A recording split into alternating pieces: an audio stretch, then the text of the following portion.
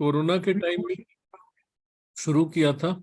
And during corona when जो जो नए बच्चे थे, जो नए एडमिटेड बच्चे थे, उनको बहुत प्रॉब्लम था। तो उसको कैसे, how the female teachers of Chhattisgarh कैसे यंग मदर्स को आइडेंटिफाई करके उन्होंने बच्चों को घर में पढ़ने के लिए प्रेरित किया, उससे रिलेटेड ये प्रोजेक्ट है।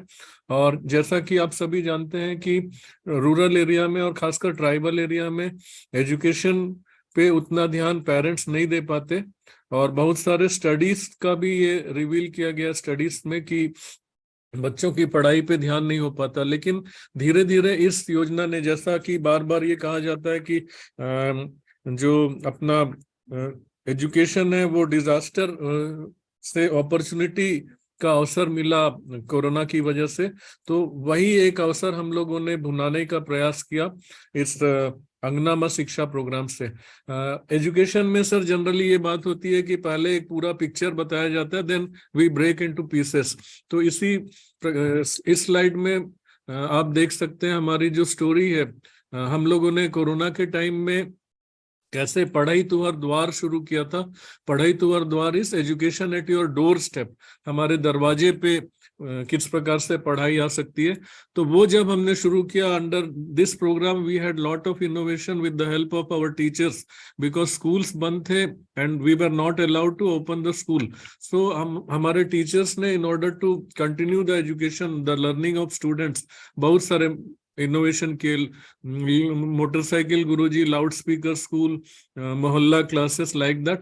सो ड्यूरिंग दैट जब इस प्रकार के इनोवेशन चल रहे थे, तो हमारे ऑफिस में, समग्र शिक्षा ऑफिस में कुछ फीमेल टीचर्स आई। उन्होंने ये रिक्वेस्ट किया कि we would like to support and contribute in the education of new children. तो जो नए माताएं हैं उनको हम कुछ सपोर्ट करना चाहते हैं। तो we also requested and ensured that all sort of support we will provide। तो इस तरह से ये जो पढ़ाई तुहर द्वार था, दरवाजे तक की पढ़ाई थी, वो और थोड़ा सा अंदर गया।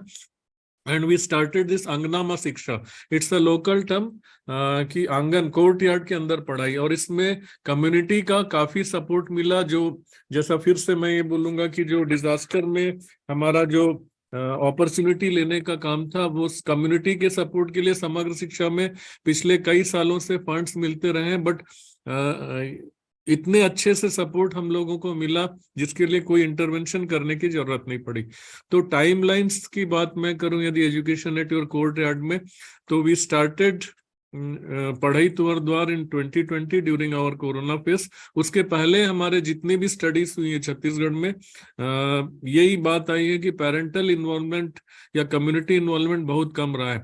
तो यहाँ पर कम्युनिटी को मोबिलाइज करने के लिए लेडी टीचर्स ने अपने मदर्स हैं आसपास जो यंग बच्चों की, उनको मोबिलाइज किया, और इस तरह से अंगनामा शिक्षा 2020 में शुरू हुआ। और इसमें पूरे 150 ब्लॉक्स में स्प्रेड हुआ। कोई आदेश नहीं निकला, लेटर्स नहीं निकले, लेडी टीचर्स ने अपने आप इसको किया। पहले साल हम लोगों ने 410 लेडी टीचर्स ने इसमें काम किया, और करीब 7020 बच्चों को इसमें कवर किया गया। दूसरे साल अंगनामा शिक्षा 2.0 में ये और स्केल हुआ, अपने आप स्केल हुआ। 42,000 फीमेल टीचर्स इसमें जुड़ी, क्योंकि उनको रिकॉग्निशन मिलने लगा डिपार्टमेंट की तरफ से भी। और 3.35 लाख मदर्स का हमारे पास प्रमाण है ऐप में, जिन्होंने इसमें आउटरीच प्रोग्राम में भाग लिया।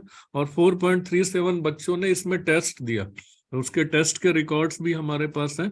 और अभी हम अंगनामा से, क्योंकि हालांकि कोरोना खत्म हो गया है, but we would like to utilise the type of motivation and the type of support which we started getting। तो we named this year Anganama Shiksha 3.0। और इसमें हम लोगों ने अभी तक 36,000 फीमेल टीचर्स को इसमें जोड़ा हुआ है, 1.68 लाख मदर्स और करीब 4.6 लाख बच्चे जुड़े हैं अभी। और आगे इस सत्र में मार्च तक हम लोग काफी बड़ी संख्या में इसको करने वाले हैं। यदि मैं इस प्रोग्राम के यूनिकनेस के बारे में बात करूं तो एक तो this programme was completely led by female teachers because no official orders were issued during the corona time. तो they were the driving force behind this program. Design पूरा उन्होंने किया था और किसी के लिए ऑर्डर नहीं था सरकारी जुड़ने के लिए, अपने आप लोग जुड़ते गए थे और स्ट्रॉन्ग डेडिकेटेड टीम हर ब्लॉक में बन गई थी. दूसरा इसका जो यूनिक फीचर है, दिस इज स्ट्रक्चर्ड एंगेजमेंट. किस प्रकार से लेडी टीचर्स अपने जो फीमेल जो माताएं हैं उनके साथ कैसे कनेक्ट हो रही हैं जिनके छोटे बच्चे हैं, फिर वो माताएं कैसे अपने स्कूल के टीचर्स के साथ कनेक्ट हो रही हैं, और जो घर में पढ़ाई हो रही है उसका प्रोग्रेस वो सपोर्ट कार्ड के माध्यम से किस प्रकार से टीचर से शेयर कर रही है. तो it was completely structured engagement था. तीसरा इसमें पार्टनरशिप की बात जहां तक करें तो जब उन्होंने शुरू किया, वी वेर बिहाइंड देम, लेकिन उन्होंने अपने तरीके से शुरू किया और उन्होंने इस पूरे प्रोग्राम के लिए प्रथम नाम का ऑर्गेनाइजेशन से खुद कांटेक्ट किया. उनके साथ बात करके इस प्रोग्राम को डिजाइन करना, इसके लिए जो डिजिटल मटेरियल चाहिए उनको, क्योंकि इसमें बहुत सारी माताएं जुड़ी. मेरे पास अभी अपने मोबाइल में मदर्स जो हैं, टेलीग्राम ग्रुप में 7,000 से ज्यादा टीचर्स एंड मदर्स हैं जो कंटिन्यूअसली अपने बच्चों के बारे में बात करती हैं. उनको वीडियोस मिलते हैं, स्टोरीज मिलती हैं. तो प्रथम की तरफ से इस प्रकार से पूरा सपोर्ट मिला. डाटा किस प्रकार से कलेक्ट करना है उसके लिए उनका एक ऐप बना हुआ था. उस ऐप को इनके साथ मिलके हम लोगों ने शुरू किया ताकि हमको एग्जैक्ट फिगर उसमें मिलते जाए. चौथा जो इसका फीचर मैं बोलना शेयर करना चाहूंगा, लिबर्टी फॉर लोकल आइडियाज. चूंकि this programme was driven by lady teachers, तो उनके तरफ से रेगुलर उस समय चूंकि मीटिंग्स नहीं हो पाती थी, वर्चुअल मीटिंग होती थी, हम लोग को भी इनवाइट किया जाता था. ऑनलाइन रिव्यूज में वो बहुत सारे सजेशन देती थी और बड़ा अच्छे सजेशन आते थे और उसको पूरा हम लोग फॉलो करने का भी प्रयास करते थे. इसमें से I would like to share one suggestion कि जनरली जो लेडीज हैं गांव में, वो सामने नहीं आना चाहती और कोरोना के टाइम में वैसे भी घर से निकलने की बहुत प्रतिबंध वगैरह था. तो हम लोगों ने, एक लेडी टीचर ने ये सजेस्ट किया कि जिस प्रकार से मिस यूनिवर्स वगैरह के लिए जिस प्रकार से एक वो पहनाया जाता है और क्राउन पहनाया जाता है, वैसा ही क्यों ना जो गांव में जो महिला बहुत एक्टिव काम कर रही है उनको स्मार्ट मदर का खिताब दिया जाए, उनको एक क्राउन पहनाया जाए लोकल रिसोर्सेज से वो करके, और एक छोटा सा वो बैज लगाया जाए. तो उतने में ही हम लोगों ने देखा, I visited many villages where this type of program was organized and I found the type of joy, जो उनको जो खुशी मिल रही थी कि वो अपने गांव में स्मार्ट माता का खिताब उनको मिल रहा है. तो that was one of the best experience in my life. उसके बाद जो चैलेंजेस की बात यदि हम करें इस प्रोग्राम की, अंगनामा शिक्षा प्रोग्राम की, एक तो सबसे बड़ा चैलेंज था कि पूरा पैंडेमिक था, सब तरफ कोरोना की वजह से लोग बाहर निकल नहीं रहे थे. तो उस समय हम लोगों को बाहर, लेडी टीचर्स बाहर निकल के इसमें काम कर रही थी, मदर्स को इन्वॉल्व कर रही थी. दूसरा, हम लोग ऑफिशियली कोई ऑर्डर्स नहीं निकाल सकते थे कि आप लोग इसमें मेला करो, आप लोग इसमें मिलो, आपकी ट्रेनिंग होनी चाहिए. तो ये सारा पूरा वर्बेटम हुआ, ओरली हुआ. तीसरा, जो यंग मदर्स हैं, एजुकेटेड मदर्स, गांव में बहुत सारे हम लोगों को इस दौरान मिले कि जो पढ़ी लिखी बहुएं थी गांव में, उनको सामने लाना था, तो एंगेज करना था बच्चों की पढ़ाई के लिए. वो एक चैलेंज था, लेकिन इसमें काफी सफलता मिली. कैंपेन में बहुत सारे बहुएं जो बाहर से भी आई थी, गांव में ट्राइबल एरियाज में जो थोड़ी पढ़ी लिखी थी, उन्होंने इस प्रोग्राम में जुड़कर पूरा सहयोग दिया. और एक तरह से जो कनेक्ट करना था कि स्कूल के साथ मदर्स का, जो कि बहुत सालों से हम लोग लगातार समग्र में कोशिश कर रहे थे, नहीं हो पा रहा था, इस बार एक अच्छा कनेक्ट हुआ. और कनेक्ट करने का एक जो हम लोगों ने एक सोच विकसित की थी, वो भी एक लेडी टीचर से आया था. एक हम लोगों ने जो स्कूल में पढ़ाई के बाद बच्चों का प्रोग्रेस कार्ड या रिपोर्ट कार्ड दिया जाता है, तो यहाँ पर हम लोगों ने प्रोग्रेस कार्ड या रिपोर्ट कार्ड नहीं देने के बदले अंगना में शिक्षा में जो पढ़ाई हो रही थी उसमें सपोर्ट कार्ड दिया कि what type of support I am giving. और उसमें बड़ा क्लियर इंडिकेशन था कि बच्चे को मदर ने घर में रहते हुए क्या क्या पढ़ाया. I will share the support card कि किस प्रकार से उसको भरना है. और जब वो माताएं उसमें साइन करके टीचर को देती थी कि this is what I have taught my kid at home, और उसमें उसका सिग्नेचर रहता था, जो अथॉरिटी उसको मिल रही थी, that was also created momentum in this programme. तो एक्सीलेंस की यदि मैं बात करूं इस प्रोग्राम में, तो एक्सीलेंस में डिजाइन ड्रिवन, जैसा कि मैंने कहा कि फीमेल टीचर्स के द्वारा हुआ था, इसमें कोई बाहर से हम लोगों को टीचिंग एड या सामान की जरूरत नहीं पड़ी। जो घर के सामान थे, चाहे वो यूटेंसिल हो, सब्जी भाजी हो, खिलौने हो, इस प्रकार के जितने भी सामान है उसको यूज करके कैसे डे टू डे टीचिंग किया जा सकता है, चाहे कलर का कॉन्सेप्ट हो, बिग एंड स्मॉल साइज का कॉन्सेप्ट हो, नंबर का कॉन्सेप्ट हो, घर के कॉइन्स को लेके किस प्रकार से मैथ सिखाया जाए, वो सारा चीज ब्रेनस्टॉर्मिंग करके हमारे रिसोर्स ग्रुप ने तैयार किया और उसको ट्रेनिंग दी। मदर्स को जो है वो टीचिंग अलग से क्लास लेने के बदले हर गांव में एक फेयर हुआ, जिसको अंगनामा शिक्षा मेला के नाम से पॉपुलर किया गया। इसमें गांव वालों ने उसके लिए पंडाल वगैरह की व्यवस्था की। हम लोगों ने 8 काउंटर बनाए, अलग अलग काउंटर में अलग अलग कॉम्पिटेंसी का स्टॉल लगाया। स्टॉल के लिए जो जैसे जिस प्रकार एक काउंटर था जिसमें बैलेंस रख के लाइन खींच देते थे टेढ़ा मेढ़ा, उसमें बैलेंस रख के चलना होता था। किसी में फिंगर एक्सरसाइज के लिए पेपर फोल्डिंग का काम होता था, किसी में कलर मैचिंग करने का काम होता था, किसी में क्लासिफिकेशन करना। तो क्लासिफिकेशन के लिए जैसे सूजी का थाली में हम लोग सूजी गांव से मंगा लेते थे, उसमें दाल वगैरह, दाल, मूंगफली, चना, इस प्रकार की चीजें रखने के बाद बच्चों को अपने छोटे छोटे उंगलियों से उसको अलग अलग वर्गीकरण करने का काम दिया गया। फिर पिक्चर रीडिंग का काम दिया गया, रीडिंग के कुछ इनिशियल स्टेज दिए गए अलग अलग काउंटर में। फिर शेप पहचानना, गिनती करना, नंबर्स के बारे में कुछ एक्टिविटीज के काउंटर। तो अलग अलग काउंटर में मेले में जब जो माताएं आती थी वो एक एक काउंटर में अपने बच्चे के साथ बैठ के उस गतिविधि को करती थी। तो that was a sort of training. Training was organised in a very joyful manner, और वो पूरे काउंटर में किस प्रकार से काम होना है उसको हमारे स्टूडेंट्स ने, बड़े क्लास के स्टूडेंट्स ने और लोकल लेडी टीचर्स ने इसको ऑर्गेनाइज किया। आसपास के स्कूलों से कुछ सामान भी लिए, और तो इस तरह से उन्होंने पूरा ट्रेनिंग ऑर्गेनाइज किया ताकि घर में बच्चे पढ़ सके। उसके बाद स्मार्ट मदर्स वहीं पर दिए गए, और ये सपोर्ट कार्ड का एक डिजाइन है।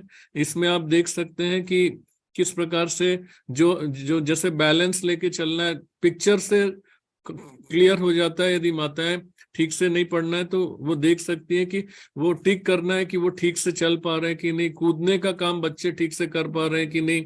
इस प्रकार के अलग अलग कॉम्पिटेंसीज दिए गए हैं गणित और भाषा के। तो उसमें केवल उनको टिक करना है, और सबसे इंपॉर्टेंट पोर्शन कि उनको एक अथॉरिटी के रूप में साइन करना है कि इतनी चीजें मैंने घर पे रहते हुए अपने बच्चों को सिखा दी, इसके आगे आपको सिखाना है, ये टीचर को देते हुए उनको कहना रहता है, और साथ में मैं भी घर में सपोर्ट करूंगी। तो we wanted to continue this programme.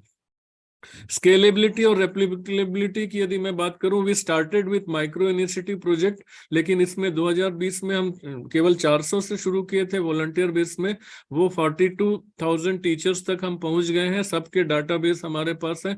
दूसरा, स्केलेबिलिटी इसलिए आसान है क्योंकि लोकली लो कॉस्ट टीएलएम के साथ हम यूज कर रहे हैं। ऑलरेडी बहुत सारे डिजिटल रिसोर्सेस हमारे पास हैं अलग अलग ऑर्गेनाइजेशन से, जो हमारे वेबसाइट में, जिसको हम लगातार भेज सकते हैं। हमारा पूरा महिला मदर्स का ग्रुप भी बना हुआ है सोशल मीडिया में, उन तक हम सीधे पहुंच सकते हैं।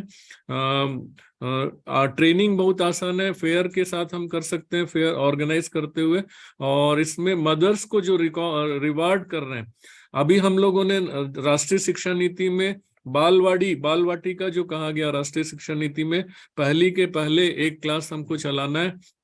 तो वहां पर टीचर्स हमने रिक्रूट नहीं किया है, लेकिन जो स्मार्ट मदर्स हैं वो अपने मन से जाके वहां पर देखने का काम कर रही है, पढ़ाने का काम कर रही है। तो ये एक तरह से हमको हर गांव में एक रिसोर्स मिला है जो थोड़ा बहुत पढ़ी लिखी है और इस प्रकार से थोड़ा सपोर्ट कर रही है। तो ये था आगे के। इसके लिए मैं यदि बात करूं तो आगे हम लोग इसको सिस्टम में ला रहे हैं, और सिस्टम में लाके इसको पूरा स्केल कर रहे हैं। सिस्टम में लाने के लिए अंगनामा शिक्षा के मेले के साथ हम सोशल मीडिया को भी, सोशल ऑडिट को भी जोड़ रहे हैं, ताकि बच्चों की क्वालिटी का सुधार हो सके। इस प्रोग्राम को पूरा अच्छे से समझने के लिए लास्ट में एक कुछ ग्लिम्स आप देख सकते हैं, जो किस प्रकार से गांव गांव में इस प्रकार का काम हुआ है। Sir, please conclude. जी, but this is the last one sir, last one.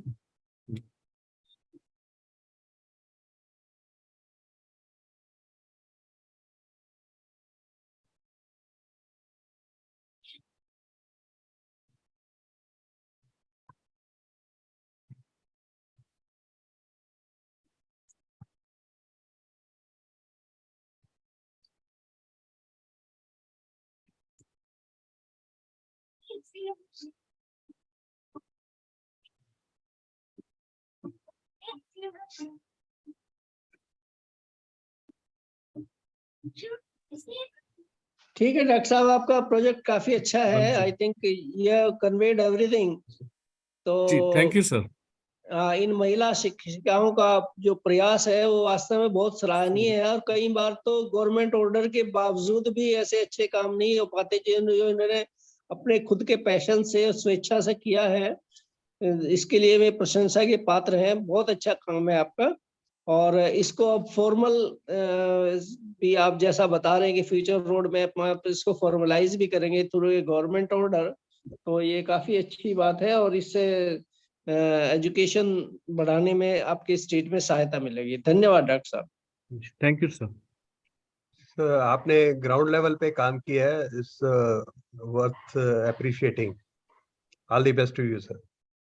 Thank you.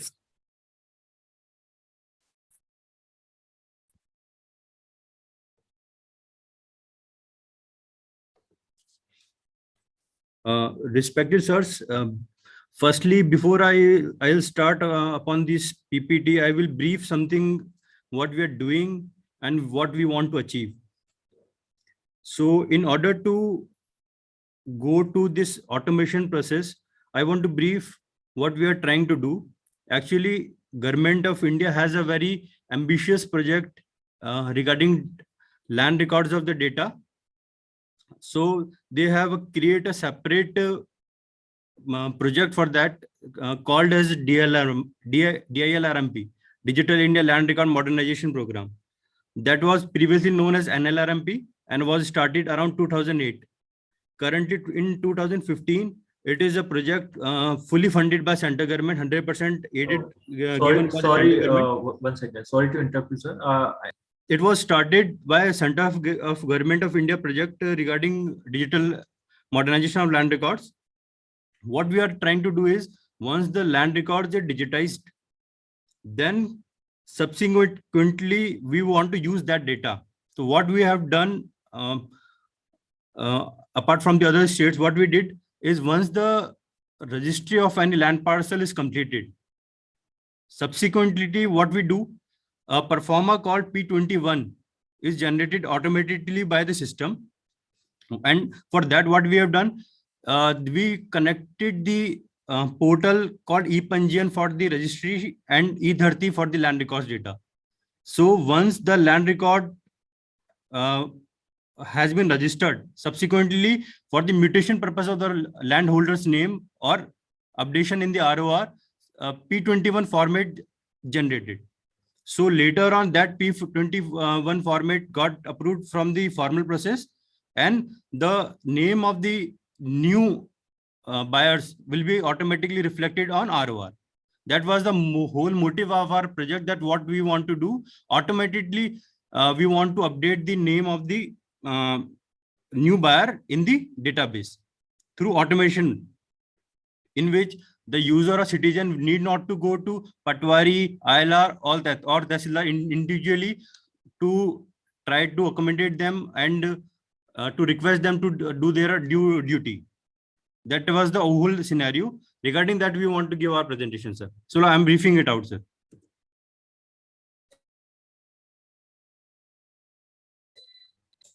Sir, what was the objective of our automation process? Major changes are in ROR is done because a request of name changes received once the land registration process is completed. Means previously the name of the registered document holder's name and that in land records data is not done simultaneously. So it was a very bottleneck for the state government to rectify, and the litigation issues arises because of them only.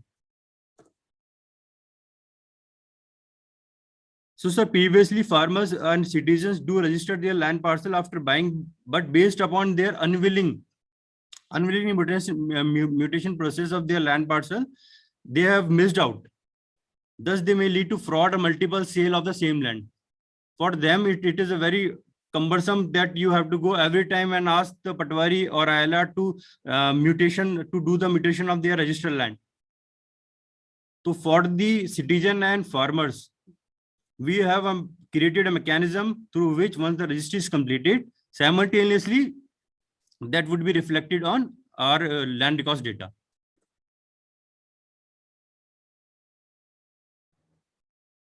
Sir, every year at the government level, we run a different campaign through urban and village area regarding that registered document once they are submitted and due to unawareness or something they forget to register. So we run a campaign and through which government spend crores of rupees for making the farmers or the citizen aware about their mutation process. So through this process, we will minimize the concept of that unawareness of land updation. The objectives of mutation is to resolve the mentioned issues, and once the registration of the land parcel is completed, simultaneously the information of land holders get reflected on ROR. Similarly, sir, land holder will get the information as soon as registration of his or his land parcel is completed. And multiple times land sale parcel can also be curbed. So this is the whole objective what we are trying to do here. Sir, while doing this process, the challenges that we have faced, sir, actually, sir, in order to implement the automation process, the prerequisite to make the ROR of the state online. So Rajasthan is one of the state where the land records data has been digitized. Currently, we are getting into that data also geo-reference. So further, particular land parcel will get its unique land parcel identification number that we called as UL pin. That was the whole concept behind it.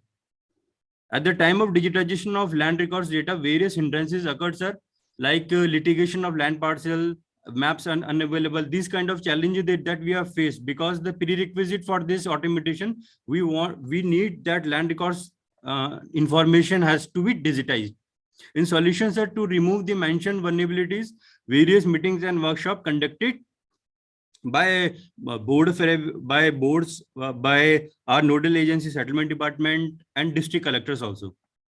For that, one more thing that we have done, the land record rules of Rajasthan 1957, we have incorporated this online process as in the rules, sir.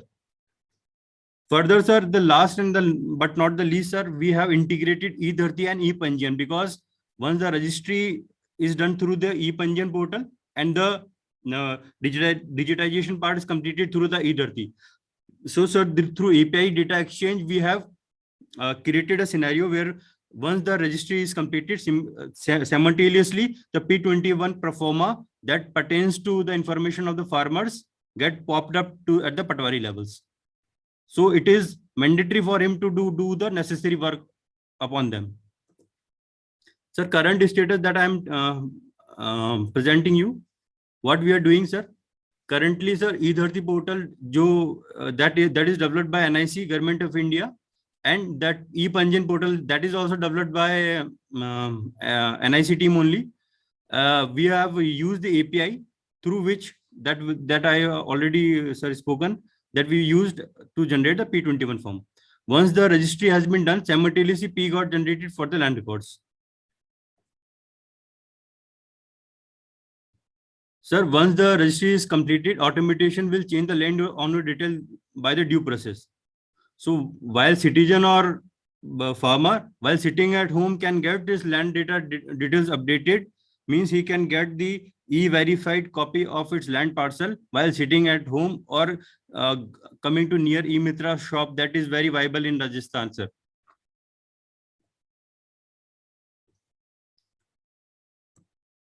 Sir, currently out of 392 tehsils in Rajasthan, we are online. 376 tehsil have been online, and out of which 282 tehsils have been integrated, sir. Means in 282 tehsil, if any registration is completed, simultaneously that data is reflected on in the land records.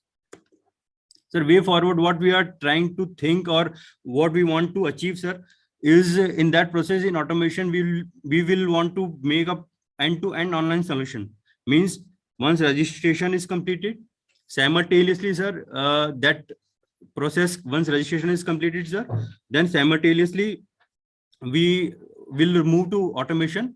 And in automation, sir, what we mean, sir, as P21 format is generated, then simultaneously after once P21 form is generated, then in paperless mutation process, what we are trying to do is Patwari, ILR and Tahsildar will all use the online SSO portal way of doing the mutation process. Means the farmer or citizen can get the information at any stage, what is the reason my mutation is not opening, where it is holding. So everyone will be responsible that if your mutation is not opening, it will be visible to the citizen or farmer that what is the process that you are taking it is time. So automation will be followed by paperless mutation process. Currently in Alwar, we are using this paperless mutation process in pilot basis around for 4 or 5 types of mutations.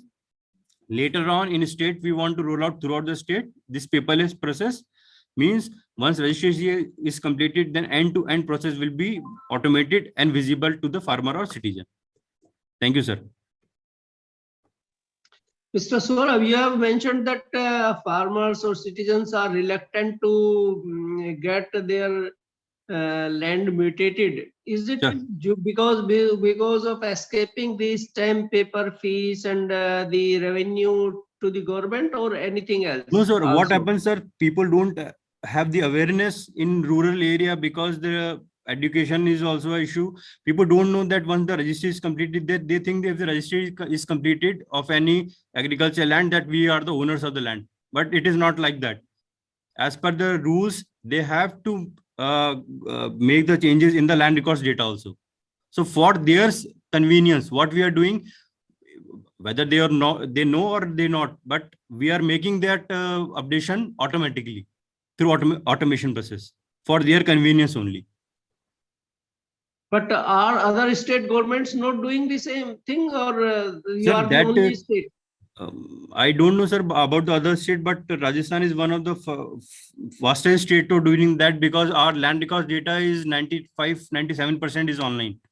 The only prerequisite for that, you have that data should be online. Then only you can club this automation process. Our land data is digitized. That is the advantage that we are having. And after registry, when you go for your portal takes care of auto mutation, then is it free of cost? Yes, sir. Yes, sir. That is free of cost. That process is free of cost, sir. Then everybody should take advantage of that. Yes, sir. That is, and sir, in future, what we are integrating it with the paperless mutation process, through which end-to-end process means if any level, any hindrances occur without deliberately or without non-deliberately, that will be registered and we can get the logs that who are making nuisances and getting delays and everything. Okay. Good. Thank you, please. Thank you, sir. Sir, so far as I understand, you are trying to say that you are trying to make a system paperless. Exactly, sir. That's our end goal, sir. That is your end goal. Yes, sir. So what is innovative in this? All state governments and central government offices are already paperless. Yes, sir. So, yes, sir. What the innovation, sir, belongs here, that process of digitization of the land records and integration with it the automation is one of the, as far as I know, Rajasthan is the only state who's doing that automation. Automation is The more like automation of once the registry is completed, simultaneously that information is reflected on land records data. That is, Rajasthan is one of the states that is doing that. Yeah, I agree. It's one of the state. You cannot say you are the first state to do digitization of land records. No, sir. That I'm not saying that. I'm one of the states, sir. So what I actually my duty is to judge you for innovation. That Sure. you have built in some innovative part in your scheme, so that Sure. you should be considered to give an award. Sir, So may I pardon, sir? Yes. Please focus only on. Tell me what is innovative in this, which other states are not doing it. That I want. Sir, may I, sir? Sir, the later part, sir, the paperless part is not done by any state across the country. That I am sure, because the mutation once created currently is the formal process of doing offline only. They will get the print and formally they will go through the Patwari, ILR, and then subsequently to Tehsildar. What we are trying to do is in this automation process, the online P21 generated that go through online process only to ILR Patwari, and that will be our way of innovation, doing that process, making the process end-to-end online. That is the only scenario. Currently, across the country, there is no state who is doing this process end-to-end online. That is why I'm saying that.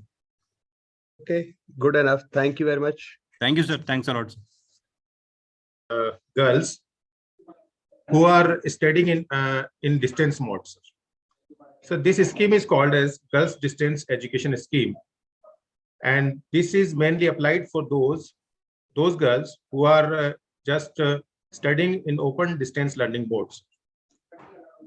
This is an initiative taken by our Chief Minister, and it has been seen in the last 2 years that COVID conditions have been such a harsh one that most of the girls have dropped their education in the higher education system.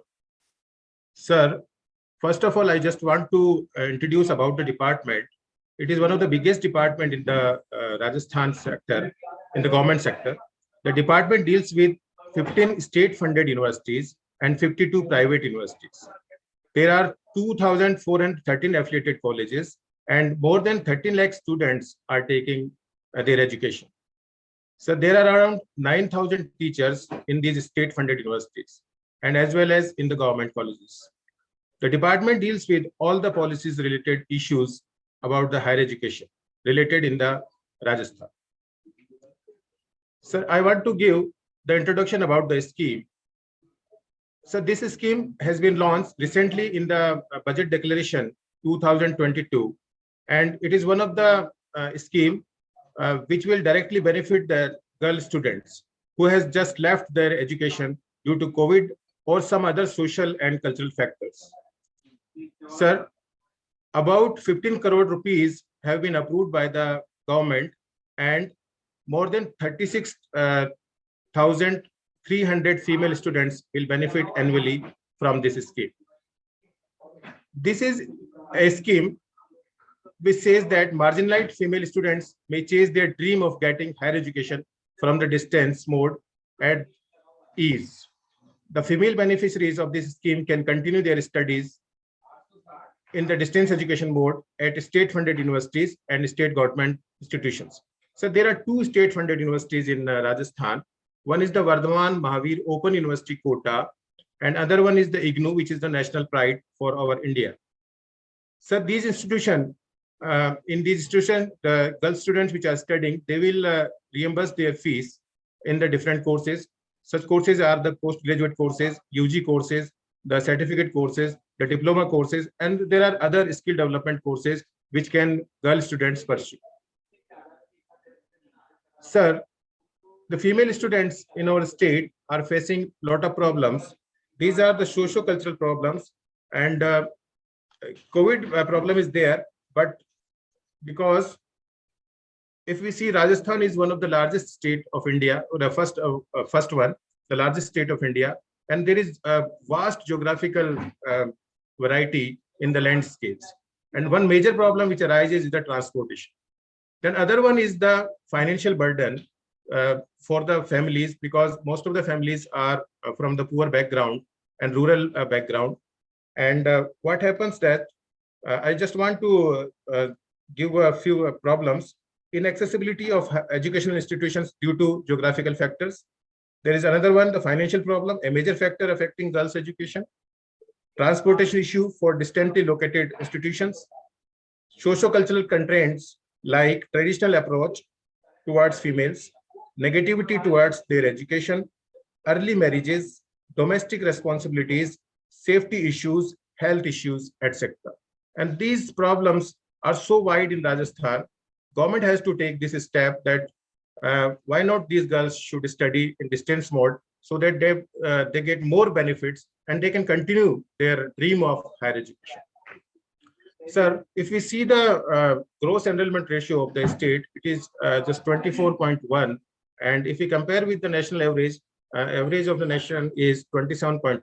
So it is a need to increase this gross enrollment ratio. So this can be increased if we increase the girl students enrollment in state. Sir, the challenges which are to be faced while implementing this scheme are: one is the creating digital infrastructure for online learning in distance education, and each and every university this requires huge amount. To cater maximum number of students within this budget, there is a provision of 15 crore rupees per annum, and this may be increased as and when demands will arise. Creation of a new online portal for the targeted girls, and reimbursement of the fee will be done accordingly to disseminate the information among the beneficiary girl students. Now, the challenges which are there, we have to overcome from them. So what we have to do is to start the scheme in phase 1. The digital infrastructure of the Vardhaman Mahavir Open University quota will be used. Later on, other ODL platforms or programs will be included.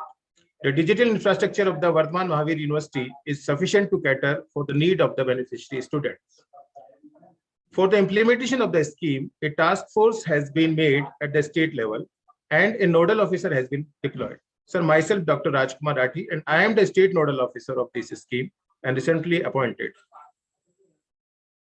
And I am working at Commissionerate of College Education as associate professor.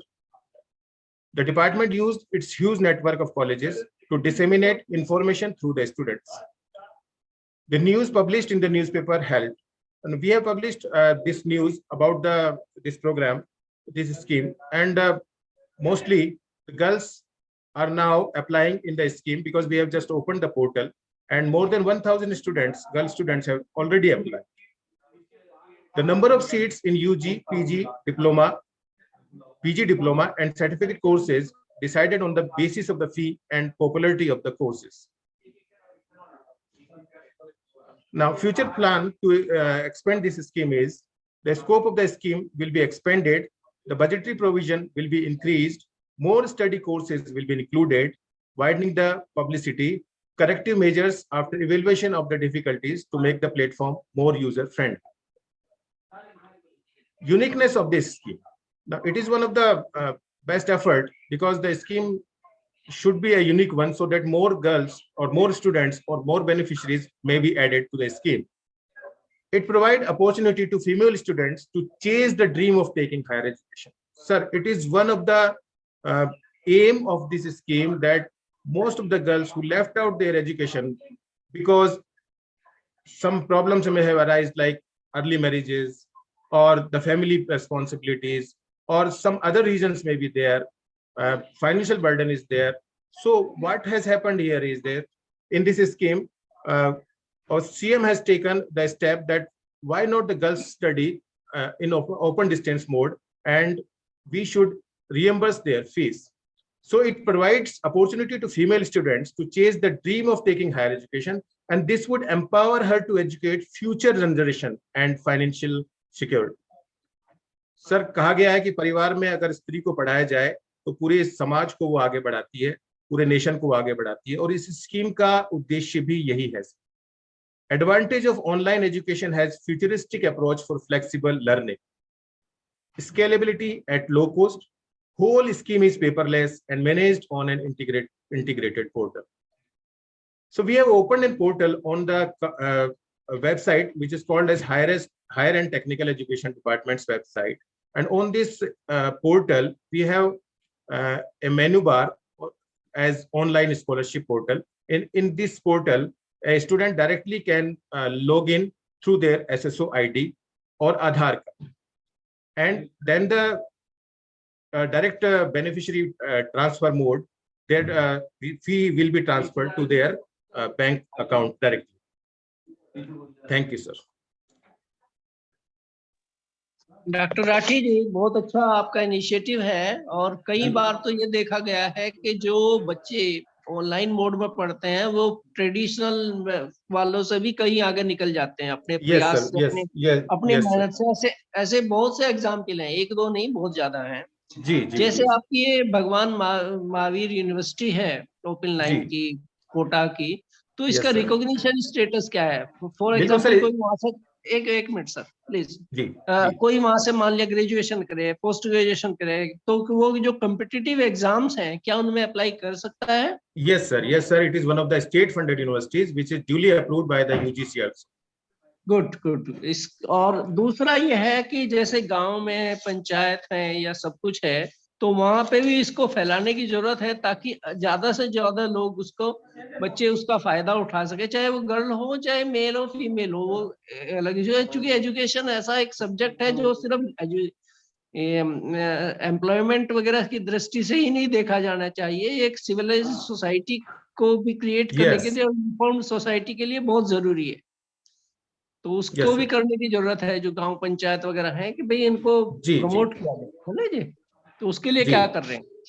Sir Rajasthan में पंचायत स्तर पर digital setup हर पंचायत पर मिलता है sir, और mostly जहां पर अभी एक स्कीम अभी रिसेंटली लॉन्च की जा रही है जिसमें मोबाइल फोन्स दिए जा रहे हैं सर लेडीज को, विमेन्स को, और उनके साथ डेटा वगैरह सब कुछ दिया जा रहा है सर।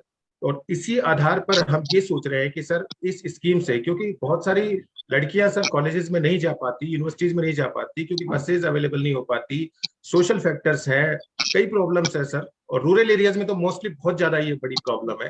सो दैट्स वाई इसी को आधार रखते हुए एक बड़ा सेटअप राजस्थान में डेवलप हो चुका है मोबाइल नेटवर्क का, इंटरनेट फैसिलिटीज का। तो इस आधार पर ये मानते हुए कि ये स्कीम एक बहुत बड़ा बूंद साबित होगी उन लड़कियों के लिए जो सोसाइटी में दरकिनार कर दी गई हैं, लास्ट मार्जिन पर है, तो उनके लिए ये एक बहुत बड़ी स्कीम सर हमने ये लॉन्च की सर। अच्छा डॉक्टर साहब, जैसे साइंस की स्ट्रीम है तो क्या वो भी इसमें इंक्लूड है? बीएससी साइंस में है सर, बीएससी के स्तर पर इंक्लूड है, अदरवाइज बाकी पीजी कोर्सेज में नहीं है। कोई बात नहीं, उसे भी धीरे धीरे कर सकते हैं, ऐसी बात नहीं है। मतलब यस सर, प्रैक्टिकल कहीं और जाकर कर लो, कोई इशू नहीं है, लेकिन this can be done, particularly mathematics है जिसके लिए साइंस लैब की जरूरत ही नहीं है। एमएससी मैथमेटिक्स में है सर, मैथमेटिक्स में। हाँ यस सर, बहुत बहुत धन्यवाद, बहुत अच्छा प्रयास है आपका। Thank you sir. Sir vocational courses are very important. अगर हमारे को रूरल या अर्बन या सेमी अर्बन एरियाज के यूथ को वहीं पे रिटेन करना है जी, तो उसका कुछ कर रहे हैं आप लोग?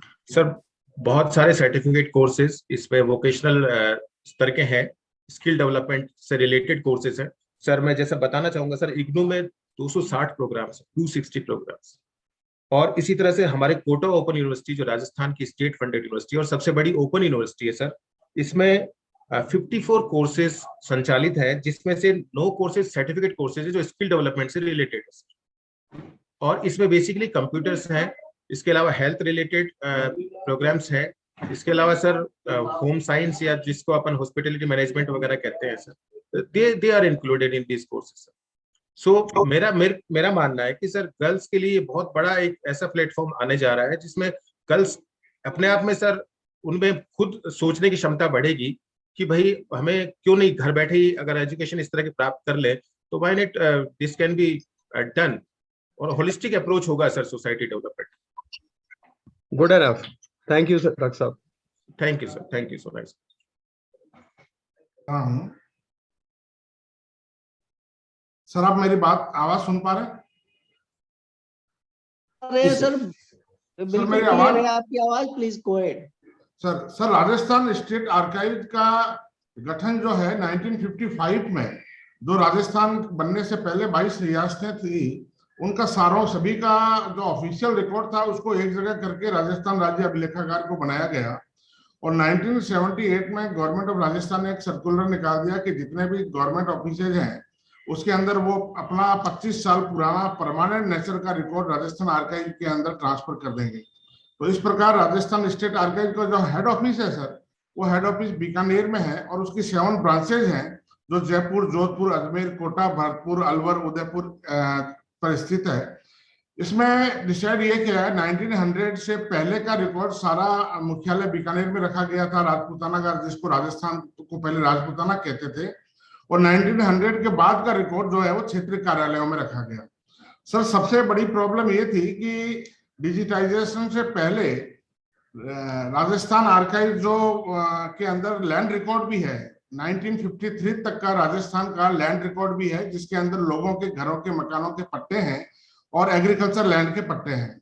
लेकिन चूंकि वो सारे लोकल लैंग्वेजेज में हैं और करीबन 200-250 साल पुराने हैं, तो उनको संभाल के रखना, सुरक्षित रखना एक समस्या थी। और उस सबसे बड़ी चीज ये थी कि राजस्थान आर्काइव का मेन काम है सर कि पूरा जितना भी रिकॉर्ड है, जो 30 से 35 करोड़ डॉक्यूमेंट्स है, उनको सुरक्षित संरक्षित रखना और स्कॉलर्स को अवेलेबल कराना, गवर्नमेंट को देना, और न्यायालय में ये इसकी मांग होती रहती है तो इसको न्यायालय में भी उपलब्ध करवाना। और ओरिजिनल जो हमारा बुक्स है, करीबन 60 से ज्यादा ओरिजिनल रिकॉर्ड के ऊपर बुक्स भी पब्लिश कर रखी है। सर डेवलप रिकॉर्ड का जो है, कॉपर प्लेट से पहले भी इंस्क्रिप्शन आते हैं सर, जो शिलालेख हैं वो थे, और फिर कॉपर प्लेट, तोजी, बही, file, microfilm, CD, hard disk, ये नीचे की तरफ से जो दिखाई दे रहे हैं सर, ये बड़े बड़े रिकॉर्ड रूम्स हैं। इस तरह के करीबन 7 से 8 रिकॉर्ड रूम जो है वो मुख्यालय बीकानेर में है, जिसके अंदर बहुत बड़ी संख्या के अंदर रिकॉर्ड को सुरक्षित और संरक्षित रखा गया है। और ये जो बिल्डिंग्स है ये सर ऑटोमेटिक, जिसको कहते हैं कि पुरानी 1933-34 की बनी हुई है, जिसके अंदर हवा और पानी और लाइट का इस तरह से व्यवस्था की है कि इसके अंदर हमें air condition, natural air condition building इसको कह सकते हैं। डॉक्टर साहब आपकी ये स्लाइड्स जो है ना मूव नहीं कर पा रही हैं, सॉरी टू इंटरप्ट यू। आपकी अभी प्रेजेंटेशन में सिर्फ पहली स्लाइड ही दिखाई दे रही है। सर जरा देखिए क्या कर सकते हैं इसका।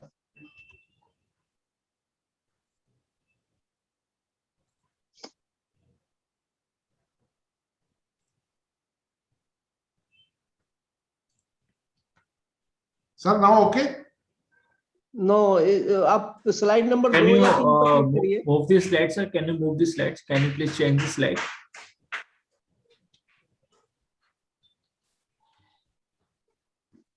सर 22, जैसा कि मैंने बताया सर, 22 रियासतों का ऑफिशियल रिकॉर्ड। नहीं, अब उसको रिपीट करने की जरूरत नहीं है डॉक्टर साहब, जहाँ पे आप थे वहां से आगे चलिए। ये ठीक है, ये रिकॉर्ड रूम्स हैं जहां पर रिकॉर्ड को रखा गया। नेक्स्ट। बिल्कुल ठीक। मेन ऑब्जेक्टिव ये सर कि रिकॉर्ड का कंजर्वेशन और उनको सुरक्षित रखना, प्रिंसली स्टेट के और गवर्नमेंट ऑफ राजस्थान के रिकॉर्ड को। तो कंजर्वेशन एंड प्रिजर्वेशन जो है उसको वैज्ञानिक विधियों से हम या मॉडर्न टेक्निक से कैसे कर सकते हैं सर, और जिससे इजीली हम रिसर्च स्कॉलर्स और गवर्नमेंट ऑफ राजस्थान और जनरल पब्लिक को इसको अवेलेबल करवा सकें। और इसी के लिए सर डिपार्टमेंट जो है वो समय समय के ऊपर एग्जीबिशन लगाता है, कॉन्फ्रेंसेस करता है, और कई तरह के डिजिटाइजेशन और माइक्रोफिल्मिंग जो है सर, ये टेक्निक हमने राजस्थान के अंदर 2005-06 में स्टार्ट किया था। हमें लगा कि 200 से 250 साल पुराने इस डॉक्यूमेंट्स को अगर हमें लॉन्ग टाइम तक प्रिजर्व करना है और इजीली एक्सेसिबल करवाना है, तो डिजिटाइजेशन जो है वो बेस्ट टेक्निक रहेगी। लेकिन जब हमने 2005 में डिजिटाइजेशन सर एनआईसी के माध्यम से करवाया, तो जो कंपनी थी जिसको आउटसोर्स किया गया था वो कंपनी रोलर स्कैनर लेके आ गई। तो रोलर स्कैनर के अंदर हम इतने पुराने डॉक्यूमेंट्स को नहीं कर सकते, लेकिन ये अच्छे बात अच्छी थी कि डॉक्यूमेंट्स की स्थिति बहुत अच्छी थी। लेकिन फिर हमने इसको लगातार दिल्ली में और दूसरी कंपनी से और गूगल पे सर्च किया, तब हमें लगा कि सबसे बेस्ट जो है वो ओवरहेड स्कैनर ही आर्काइवल डॉक्यूमेंट्स के लिए होना चाहिए। तब हमने और पायलट प्रोजेक्ट क्योंकि 2005-6 में किया था, ये बीकानेर डिवीजन के 4 जिले जो हैं, बीकानेर, चूरू, श्रीगंगानगर और हनुमानगढ़, इन 4 जिलों का लैंड रिकॉर्ड किया था सर। एक्चुअली 1953 तक का लैंड रिकॉर्ड आर्काइव्स में है और वो पुरानी लैंग्वेज में है सर। जो पुरानी जो लैंग्वेज होती थी मारवाड़ी, जिसको राजस्थानी मारवाड़ी कहते हैं, अगर और इसको जानने वाले अब ज्यादा नहीं रहे। अगर किसी का पट्टा उसके सामने भी खुला हुआ है तो वो उसको पढ़ नहीं सकता, उसको मालूम नहीं हो सकता। तो हमने उस 5 लाख के करीब बीकानेर डिवीजन के लैंड रिकॉर्ड को डिजिटाइज किया। उसी में से सर्च ऑप्शन निकाले, जैसे जिसका पट्टा है उसका नाम, उसके पिता का नाम, उसके मोहल्ले का नाम, पट्टा नंबर, दरगज, और उनको इजीली रिट्रीवल सॉफ्टवेयर के द्वारा हमने उसको, ये हमारा पायलट प्रोजेक्ट था। गवर्नमेंट ने इसकी सक्सेस को देखा और इसकी सक्सेस को देख के 2007, 8 और 8-9 में हमें 12th फाइनेंस कमीशन से 2 करोड़ 34 लाख रुपए दिए। ये सर ओवरहेड स्कैनर है जो कि बुकई का है। एक्चुअली ओवरहेड स्कैनर या तो बुकई या जॉयक्सल या इसी के पैरेलल जो कंपनी है उसी का आर्काइव डॉक्यूमेंट्स के लिए होना चाहिए, क्योंकि फ्लैट बेड या दूसरे स्कैनर अगर हम यूज करेंगे तो उसमें कागज के फटने की या फिर स्कैनिंग का जो लेवल है, जो डीपीआई हमें चाहिए, वो उस तरह का नहीं मिलेगा। 5 लाख पट्टे के इसके बाद में हमने सर 2010 के अंदर करीबन 4 महीने में 34 लाख डॉक्यूमेंट्स को हमने डिजिटाइजेशन किया और माइक्रो फिल्मिंग की, और 4 महीने तक हमने राउंड द क्लॉक 24/7 वर्क किया। और 2013 में हमने इसको ऑनलाइन कर दिया डीओआईटी के माध्यम से। जब ऑनलाइन का प्रोसेस चल रहा था तो डीओआईटी ने एक बार तो मना कर दिया कि ऑनलाइन हो ही नहीं सकता, दिस इज इम्पॉसिबल। लेकिन मैंने अपनी टीम के साथ उनसे रिक्वेस्ट की कि एक बार आप इसको कोशिश कीजिए, और जब उन्होंने एक ऑफिसर को हमारे साथ लगाया और हमारी कोशिश सफल रही, 2013 में हमने करीबन 35 लाख से ज्यादा डॉक्यूमेंट्स को ऑनलाइन कर दिया।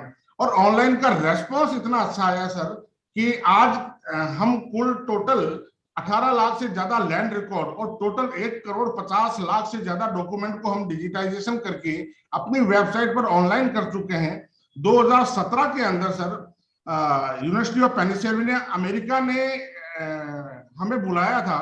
उन्होंने कहा कि पूरा का पूरा साउथ एशियन आर्काइव जो है वो पैसों की और पदों की कमी से जूझ रहा है।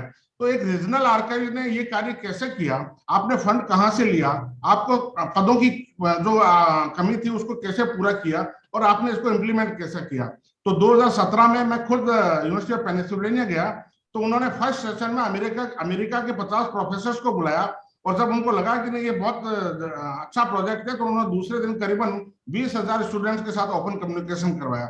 इसी प्रकार 2018 में यूनिवर्सिटी ऑफ एग्रीकल्चर लंदन ने भी इसी प्रोजेक्ट के ऊपर लंदन में इनवाइट किया, और ब्रिटिश लाइब्रेरी के अंदर एक प्रेजेंटेशन रखा गया, जिसको वहां के सभी लोगों ने खुले दिल से इसकी प्रशंसा की। और आज जो है सर हमारी साइट जो है उसके ऊपर 200 से 250 स्कॉलर्स और आम जनता प्रतिदिन हमारे पोर्टल पर रहती है। और इससे पहले जब ये डिजिटाइजेशन नहीं हुआ था तो 100 से 125 लोग एक साल में आ पाते थे। आज प्रतिदिन 200 से 250 लोग रहते हैं, और जो पट्टे की कॉपी जो 4 से 6 कॉपियां प्रतिदिन जारी होती थी, आज 40 से 50 कॉपियां लोग आसानी से ले रहे हैं। और उनके लिए कियोस्क लगा दिए गए हैं हमारे सारे ऑफिसेज में, जिसमें निःशुल्क वो अपने पट्टे को सर्च कर सकते हैं, और एक ही दिन में 100 रुपए जमा कराने पर उनको उनके घर, मकान और कृषि भूमि की कॉपी उनको दे दी जाती है। डिजिटाइजेशन के अंदर किन किन प्रॉब्लम्स और किन किन चीजों को ध्यान रखना चाहिए, उसका सबसे बड़ा है कि हमने सर एक ऐसी टीम बनाई जो डेली की डिजिटल जैसे होता था। आज हम जैसे मान लीजिए 20,000 डॉक्यूमेंट हमने एक दिन में डिजिटल किया, तो हमारी 4 या 5 आदमियों की टीम उन 20,000 डॉक्यूमेंट्स का एक डॉक्यूमेंट्स को चेक करती है कि वो डॉक्यूमेंट्स वास्तव में सही से स्कैन हुए या नहीं।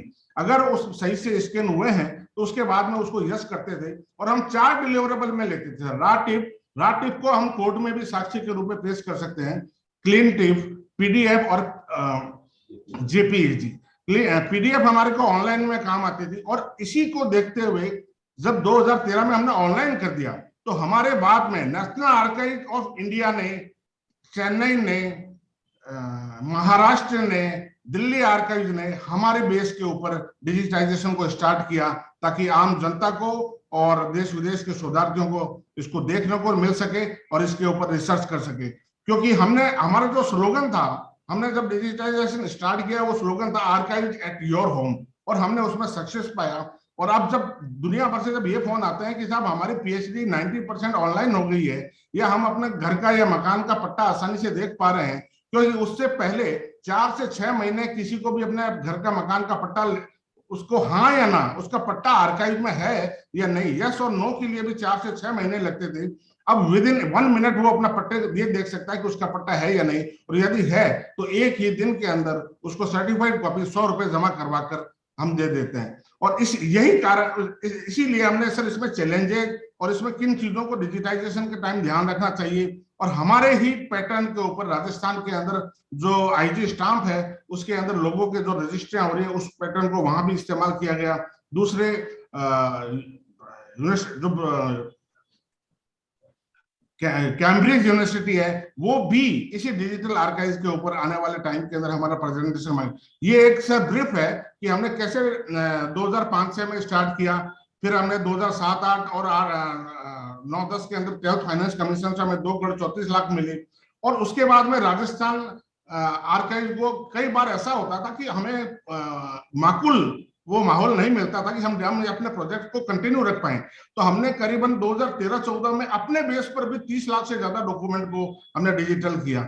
और हमारे डिजिटल प्रोग्राम को देखकर मेहरानगढ़ ट्रस्ट, जिसके की चेयरमैन महाराजा गज सिंह है, उन्होंने हमसे एक एमओयू किया था 2013-14 में, वो 60 लाख से ज्यादा रुपए उस पर खर्च हो चुके हैं कि मारवाड़ का सारा रिकॉर्ड वो अपने खर्चे पे डिजिटाइजेशन करा रहे हैं और काम हमारे यहाँ हमारे ऑफिस में चल रहा है। और अभी हम जो है 2014-15 के अंदर हमने सेंट्रल से असिस्टेंट लिया। और सबसे बड़ी बात ये थी सर, जब 2005 से मैं स्टार्ट किया था उस समय ना हमारे पास पैसे थे ना हमारे पास पद थे, लेकिन हमने लोकल एमएलए से हमने कोशिश की, हमने सीएसएस के 75-25 जो ग्रांट मिलते हैं उससे हमने पैसा लिया। लेकिन जब पायलट प्रोजेक्ट की सक्सेस को देखने के बाद में स्टेट गवर्नमेंट ने हमें 12th फाइनेंस कमीशन से, और अभी माननीय मुख्यमंत्री बजट घोषणा के अंदर 10 करोड़ रुपए मिले हैं, जिससे 2 करोड़ और डॉक्यूमेंट को डिजिटाइजेशन के लिए मिला है।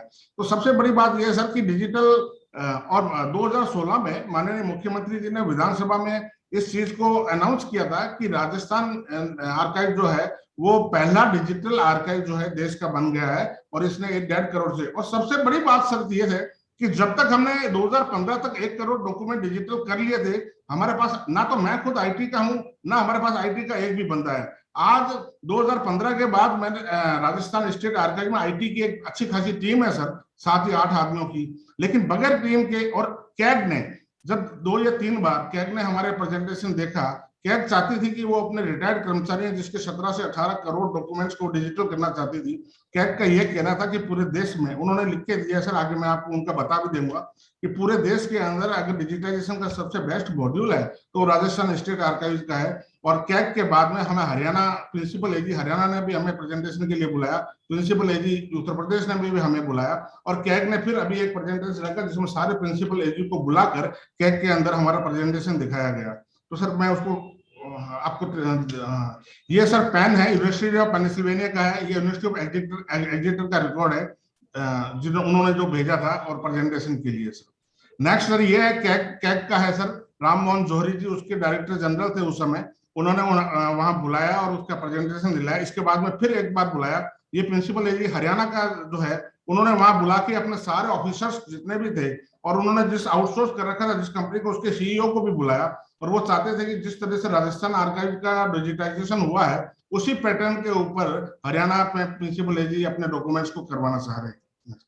और राजस्थान सरकार ने जब डिजिटाइजेशन सर 2010 के अंदर डिजिटाइजेशन के लिए, और जब हमने रेवेन्यू रिकॉर्ड को भी कर दिया और जनता आसानी से उसकी अपने घर मकान और एग्रीकल्चर लैंड की कॉपी एक ही दिन में प्राप्त करने लगी, तो 2016 में 2 बार स्टेट अवार्ड भी हमारे डिपार्टमेंट को दिया। नेक्स्ट, इन सभी सर अपने एक्सपीरियंस के टाइम टू टाइम जो है, अभी 1 अक्टूबर को माननीय चीफ मुख्यमंत्री राजस्थान भी राजस्थान स्टेट आर्काइव बीकानेर पधारे थे, उन्होंने इसको देखकर बहुत खुशी जाहिर की और आपने ही अपने बजट घोषणा में 2 करोड़ डॉक्यूमेंट कर दिया। 2016 में भी माननीय मुख्यमंत्री पधारे थे, उन्होंने भी इसको एक अच्छा प्रोजेक्ट बताया था और टाइम चीफ सेक्रेटरी और दूसरे लोग जो हैं फॉरेन से जितने भी लोग आते हैं 2019 के अंदर यूरोप के करीबन 19 आर्काइव और आर्कियोलॉजी के डायरेक्टर राजस्थान स्टेट आर्काइव को देखने आए थे और उन्होंने रिकॉर्ड कीपिंग और डिजिटाइजेशन को कहा कि भाई डिजिटाइजेशन यूरोपियन कंट्रीज और हमने भी किया है, लेकिन हमने रिकॉर्ड को ऑनलाइन नहीं किया है, हमने सिर्फ अपनी जो इंडेक्स है हमने इंडेक्स को ऑनलाइन किया है, लेकिन रिकॉर्ड को ऑनलाइन करना, क्योंकि अगर हमारे पास सर 1000 पेज की फाइल है तो वो भी ऑनलाइन है। और सबसे बड़ी चीज ये है कि राजस्थान फ्रीडम मूवमेंट, राजस्थान किसान आंदोलन, राजस्थान प्रजा मंडल, ये सारा का सारा डिजिटल होकर ऑनलाइन है और उसके ऊपर देश और विदेश में रिसर्च हो रही है और आए दिन इसके बारे में अच्छी चीज सुनने को मिल रही है। और अभी जब हम, हालांकि हमारे पास 30 से 35 करोड़ डॉक्यूमेंट है, लेकिन हमने अपनी एक टीम बनाकर 5 करोड़ जो ऐसे डॉक्यूमेंट जो जनरल पब्लिक के, गवर्नमेंट के, आम जनता के और देश विदेश के शोधार्थियों के काम आ रहे हैं, हमने उनको सेलेक्ट कर लिया है और उसमें से करीबन 1.5 करोड़ से ज्यादा हो चुके हैं। 2 करोड़ और करेंगे, 5 करोड़ का हमारा टारगेट है सर। और मेरे को पूरा भरोसा है, जैसा क्योंकि मैं 17-18 साल से राजस्थान स्टेट आर्काइव के डायरेक्टर हूं, कि दुनिया में किसी और आर्काइव ने अभी तक इस तरह से डिजिटाइजेशन का काम नहीं किया है। ये सीके मैथ्यू साहब 2013 में आए थे सर, उस समय ये हमारे चीफ सेक्रेटरी थे, उन्होंने भी इस काम को देख के उन्होंने अपने कमेंट्स लिखे। मार्गरेट अल्वा मैडम जो है वो उस समय गवर्नर थी, 2012 में पधारे थे, उन्होंने भी इसको कहा था कि ये एक अद्भुत काम है और अपने कमेंट्स इसमें लिखे। नेक्स्ट, ऑनरेबल सलाउद्दीन अहमद साहब जो हमारे चीफ सेक्रेटरी थे 2010 में, उन्होंने भी अपने कमेंट्स दिए। उन्होंने पब्लिकेशन के ऊपर दिया सर कि हमने जो फरमान से, हमारे पास 327 मुगलकालीन फरमान है, हमने उसको 4 वॉल्यूम फारसी फरमानों के प्रकाश में मुगलकालीन भारतीय और राजपूत शासक इस नाम से 4 सीरीज में निकाला। और सबसे बड़ी बात यह कि हमारा सारा पब्लिकेशन ऑनलाइन है, उसको कोई भी पढ़ सकता है।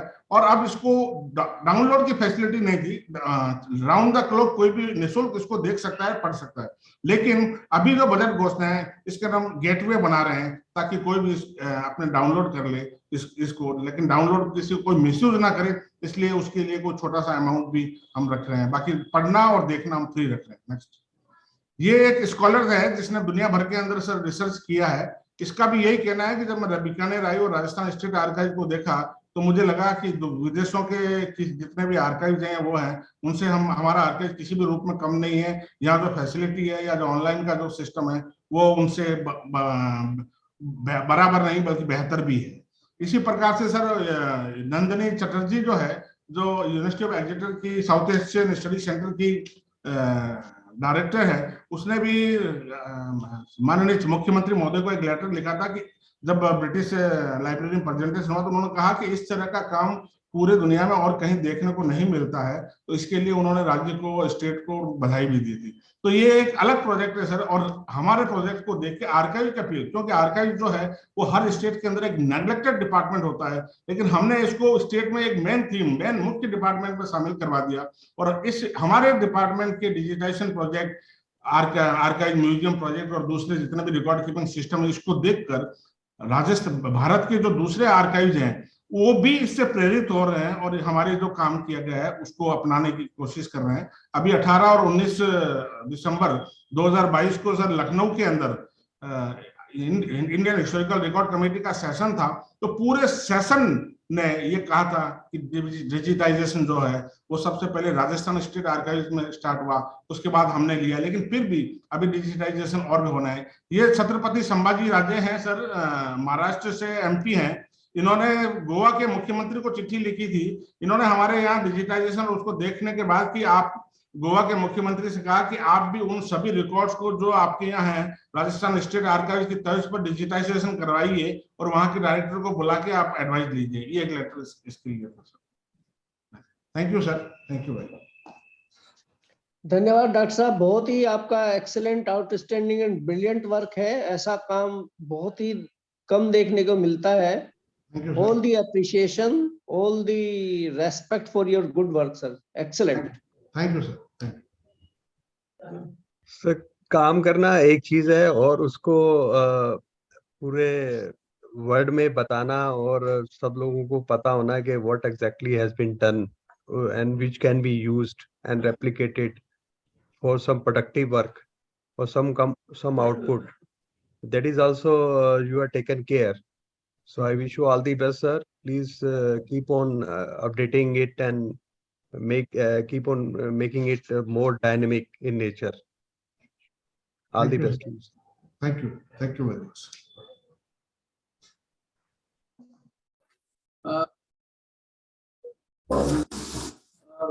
I welcome you all of the presentation of our presentation of technical education, Rajasthan. Please, next slide. We have developed online teaching and e-content generation. We are presenting on this topic. So, a brief introduction of Directorate of Technical Education. DT works under aegis of Department of Technical Education, Government of Rajasthan, and DT manages 49 government polytechnics, 76 private and aided polytechnics, 26 branches of engineering, and 9 branches in Mahila polytechnics. It serves around 28,544 students. That is a total of government as well as private polytechnics. And there is one department, that is Teachers Training Center and Learning Resource Development Center. Presently, I am Joint Director of this department. This is the only department in Rajasthan which is not available anywhere in India. Please, next. So let me introduce about our project. A boon in disguise. COVID-19 has severely affected every walk of life throughout the world. Lockdown was imposed to control its proliferation. This gave us an unique opportunity to think beyond boundaries. For online education, to those students who usually come from underprivileged section of the society and aspire to take technical education. The project was started in the academic year 2020 and 21 and provided AICTE qualified government faculties and polytechnic students to enhance their learning experience using cutting-edge technologies. Promoted digitization in education, which is one of the most important mandate of National Education Policy 2020. An intuitive app which was developed in-house by our department and our teachers in TTC and LRDC. It is named Polytechnic Shiksha, was also developed, which integrates total YouTube channels 44, total e-lectures 30,060, aggregate views so far are 34 lakhs 99,139. So aggregate subscribers up to date is 49,189. We provide e-notes, practical lab manuals, MCQs, and solutions of old question papers in this app, and we will keep on developing it, and we will develop placement portal in this. So we have faced so many challenges while developing this app, as we were very less aware about developing an app. We learned it and we made this app with the help of our colleagues. During lockdown, our students and faculties were at home, and it was a great challenge for us to impart online education. Following were major issues for delivering online education. Faculties were habitual of teaching using blackboard and chalks. Most of them never used laptop and mobile phones for online teaching. Students having no gadgets or just a mobile phone in polytechnics. Most of the students come from low income group and rural areas. Internet connectivity is poor in rural areas, forming WhatsApp group with updated mobile numbers of students. Unawareness about e-content tools, procurement of e-learning platform or meeting software during lockdown. Creating awareness regarding virtual meeting tools by forming knowledge groups, sharing related YouTube videos. Students not having mobile phones were asked to use their parents, relatives for mobile phones. Even used WhatsApp in the beginning as the students were not aware about Google Meet, WebEx, and Microsoft Teams, etc. Creation of YouTube channels at college and TTC level. Students were informed on WhatsApp regarding these recorded e-lectures on YouTube channels. Creating YouTube channels at college level reduced congestion problem as compared to uploading data on a single TTC channel. Live streaming using OBS, StreamYard, open sources were done. Developing an app to facilitate polytechnic students to access to desired e-contents such as e-notes, lab manuals, and solutions to old question papers. Topic-wise e-lectures. Uniqueness of the project. Providing an opportunity for online education to those students who usually come from marginalized section of the society and from distant places who couldn't get opportunity to acquire technical knowledge. The scale which was achieved in this project in such a short span of time is incomparable across the states in India. As you can see, total YouTube channels are 44, total e-lectures, as I mentioned before, aggregate views was previously mentioned, aggregate subscribers, e-notes 116, practical lab manuals 237. Now, the most important part, our app is having a very good rating. It is rated 4.33. Uniqueness of the project. Almost zero cost for implementation, used freeware and open sources. As you know, it was developed in-house by our faculties. E-lectures were recorded in Hindi language by the AICT qualified faculty of our polytechnics. Mobile app is simple and intuitive to use. It navigates students step by step to a particular topic or required feature. App requires no registration and available on Google Play Store. It can be utilized across the world. Digitization of technical education in Rajasthan, which is also one of the important mandate of National Education Policy 2020. It is a pure in-house development. Now you can see our app was well recognized by the society, and we were rewarded by our technical education minister, and they welcomed it, and news was covered in various newspapers, as you can see. It is currently explored in 14 countries. There are many Hindi speaking people, and they like to visit our app. Next. Scalability. Our project is very scalable.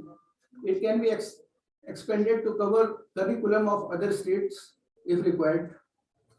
It can be made multilingual also. Online certification can also be included.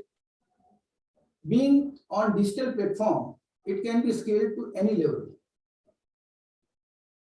Future roadmap. Use of smart classroom, having facility for quality recording. Integration of campus placement information in the app and student tracking after placement for job related issues. putting videos on a dedicated server, including of VR, AR based videos to perform experiments. Any queries? Thank you. Sir, very good initiative. But what about the examination and evaluation process? How you have taken care of that? Actually, examination and evaluation process is done by Board of Technical Education. We have just made this app to facilitate the students who were suffering in the case of COVID blast. And is this material still being used when the current formal system of lecturing has been restored? Yes, sir. Yes, sir. It is used by all the students as well as faculties all over Rajasthan, as well as in other states. They have also seen our videos. Very good. Very good. Good, sir. Thank you, please. Sir, developing an app and using it by the teacher and the student is very critical. Yes, sir. Unless because I am myself is a teacher as well. I am a guest lecturer at one of the universities in Delhi. When I see the students are simply logged in and they are not paying any attention because I cannot see each and everyone over there. Pardon, sir. I missed the part. Pardon, are you getting me? Yes, sir. Right now, kindly repeat, sir. Kindly repeat. I just wanted to understand how this evaluation process is continuous. Like when, if we use this app, can the student, if a teacher gives some type of small quiz instantly, then whether the students will be able to do that online? No, it is currently. Sir, it's not dynamic right now, but we are in a process to include those things. The innovation part is that we started it in just 2021, and within a year, and by use of just 2 or 3 person, we completed and provided education to our rural people. And the biggest is it's a free of cost. We didn't went to market anything. We made it using our open sources. And one big thing is that we have made it so innovative that a student can go to its desired topic step by step, navigating.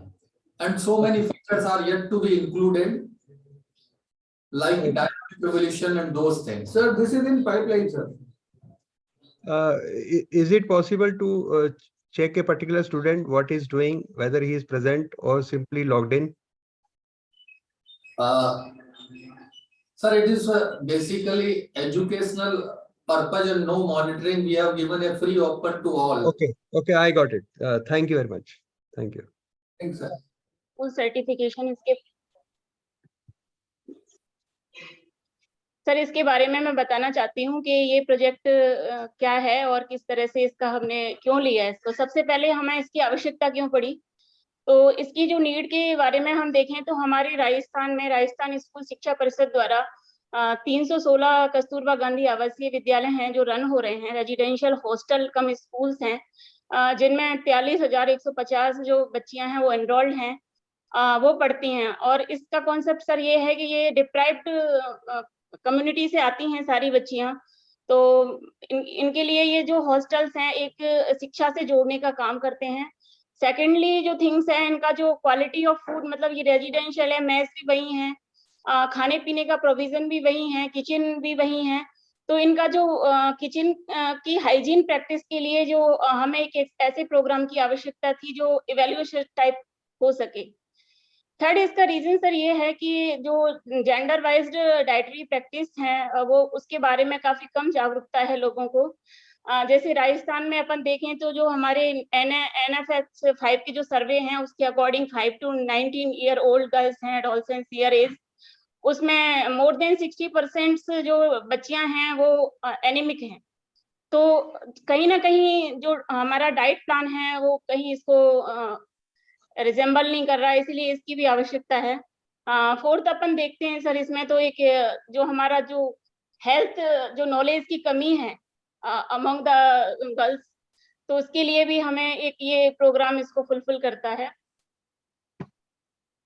Next sir, इसके जो problems हैं अगर इसको हम देखते हैं तो इसमें जो नॉलेज गैप है बच्चियों में न्यूट्रिशन वैल्यू को लेकर, वो काफी है।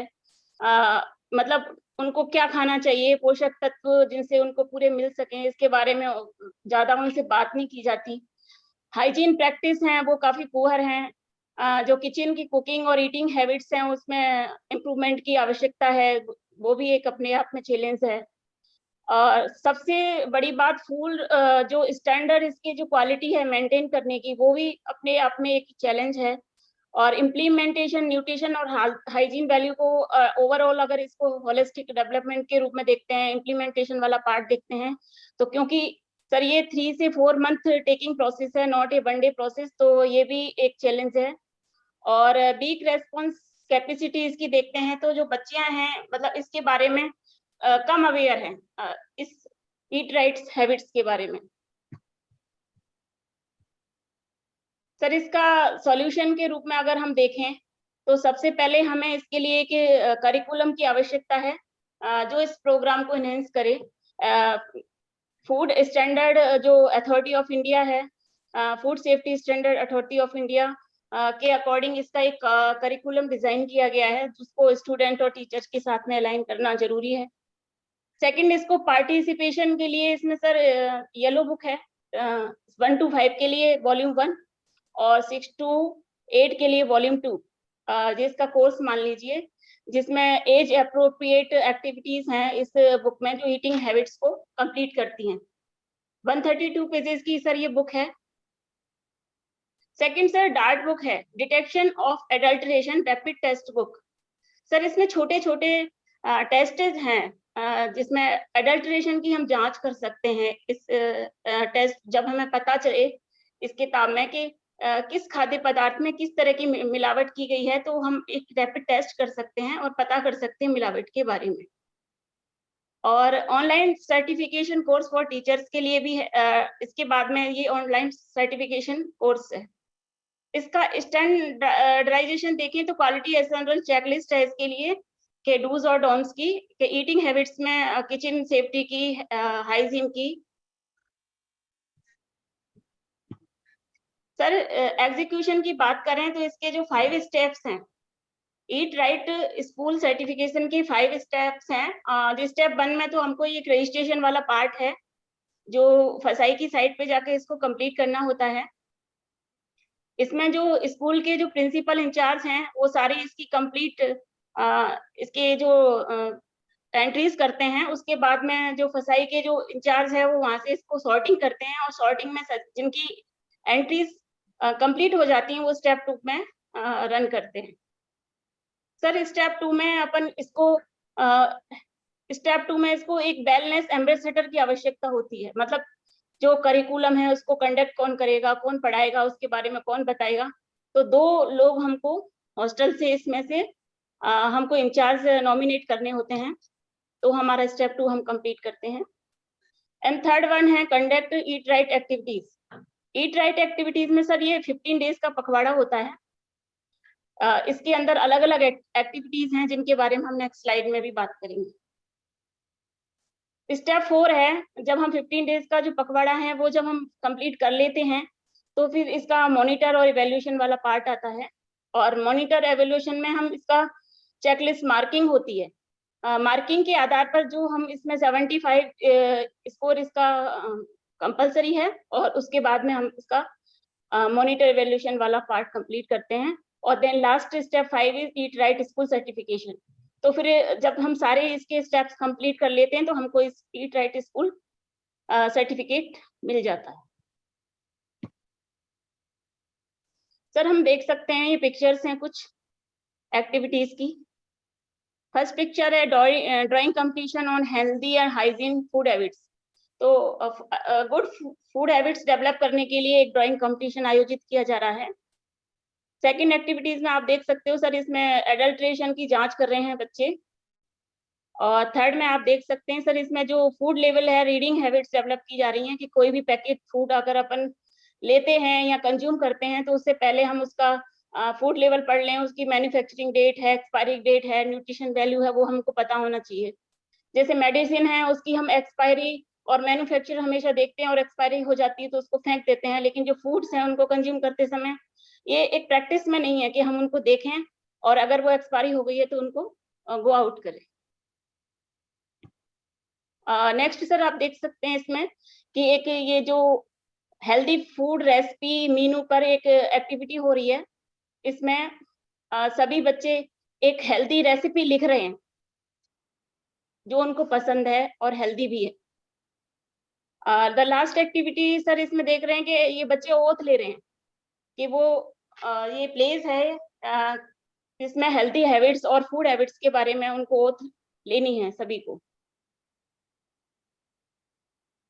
अब सर इसका जो मॉनिटर और एवल्यूशन वाला पार्ट है इसकी बात करें तो self assessment bye school 46 marks का है जिसके 3 सेक्शंस हैं।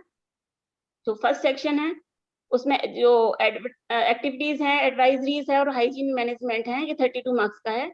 इसके अंदर 10 पार्ट्स हैं अलग अलग और each part has different marks और ओवरऑल इट इज 32 मार्क्स।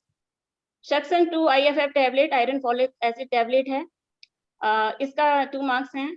और थर्ड मीनू एंड किचन, तो मीनू जो खाने के जो डाइटरी प्लान है और किचन का हाइजीन है उस पर भी 12 मार्क्स की इसमें चेकलिस्ट है, उसके अकॉर्डिंग इसके मार्क्स हैं। टोटल 46 मार्क्स हैं।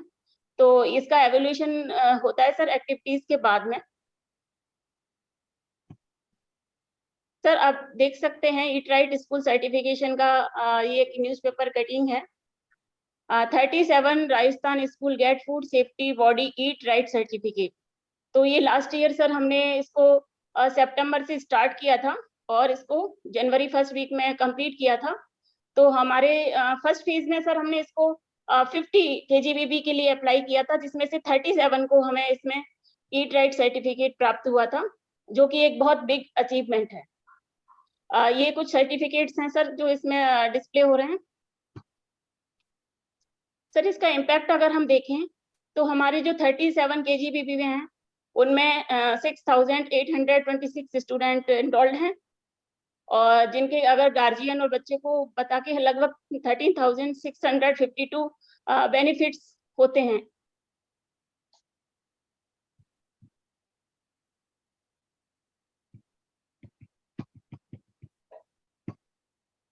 सर अगर इसके बेनिफिट्स की बात करें तो इसका जो टोटली एनवायरनमेंट चेंज इंक्लूड है सर इसमें कि बच्चों में जो ईटिंग हैबिट्स हैं वो तो डेवलप होंगी ही होंगी और कहीं ना कहीं उनकी जो हेल्थ और जो डाइट प्लान है वो भी इम्प्रूव होगा। Second thing is the kitchen है, जो किचन की जो हाइजीन है वो भी बहुत मच बेटर हो सकेगी। Second thing of benefit is that the capacity building of teacher. तो teacher knows testing food adulteration, तो फूड खाद्य पदार्थों में मिलावट की बात करते हैं हम, लेकिन इसका टेस्टिंग जो है वो अपन नहीं जानते कि जो हमारा जैसे पनीर है, दूध है, मावा है, मावा से बने पदार्थ हैं, तो उनकी हम कैसे जांच करें कि वो मिलावट वाले हैं। तो ऐसे छोटे छोटे टेस्ट हैं कि उसमें जैसे आयोडीन टिंचर कुछ डालते हैं तो वो उनका जो कलर है वो ब्लू हो जाता है। तो इस तरह से बच्चे आसानी से पहचान सकते हैं कि ये जो पदार्थ है वो मिलावट वाला है। सेकंड इनका सर एक जो इसका रीडिंग लेवल है, जो जो हमारे पैकेट्स हैं उनका अपन सारा कंटेंट उसमें पढ़ सकते हैं कि वो जो प्रोडक्ट है वो हमारे लिए कितना सही है। और डेफिनेटली ये हमारे जो बच्चों स्कूल के बच्चों की हेल्थ है उसको तो इम्प्रूव करता ही है और हेल्थ इम्प्रूव होगी तो सर उनकी पढ़ाई भी इम्प्रूव ही होगी।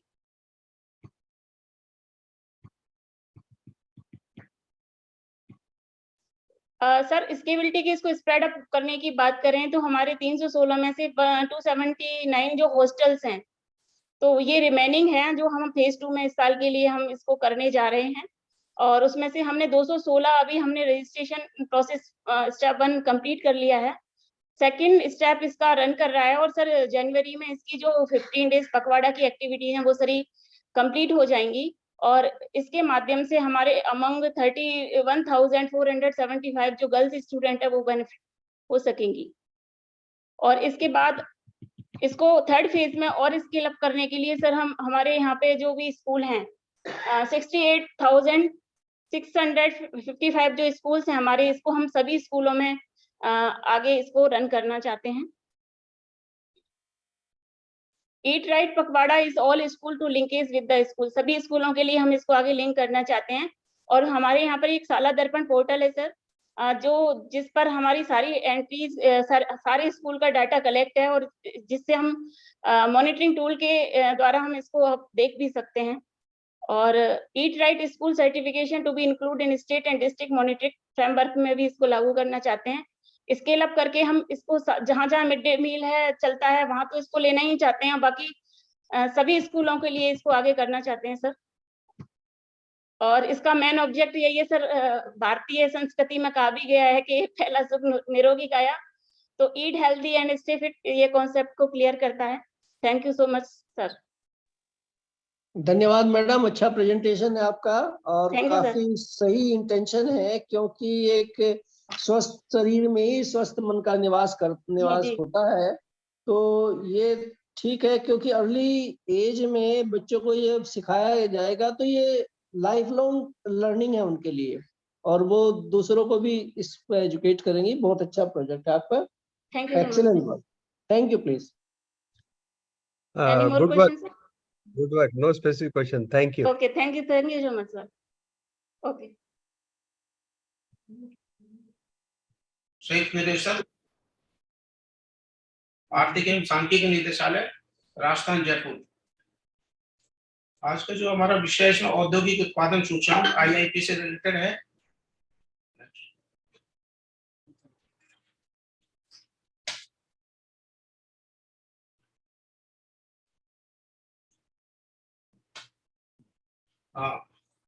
औद्योगिक उत्पादन सूचकांक मेनली औद्योगिक क्षेत्र की प्रगति का सूचक है। इसके द्वारा देश में औद्योगिक उत्पादन में हो रही प्रगति की जानकारी प्राप्त होती है। औद्योगिक उत्पादन सूचकांक एक लघु अवधि का इंडेक्स है। नेक्स्ट, इससे हमें औद्योगिक उत्पादों के स्तर में परिवर्तन ज्ञात कर सकते हैं और विभिन्न उद्योगों के उत्पादन में जो तुलनात्मक रूप से परिवर्तन है वो बता सकते हैं। IIP का उपयोग विभिन्न योजनाओं की नीति निर्धारण सरकारी विभागों, औद्योगिक संस्थानों, रिसर्च संस्थानों द्वारा किया जाता है।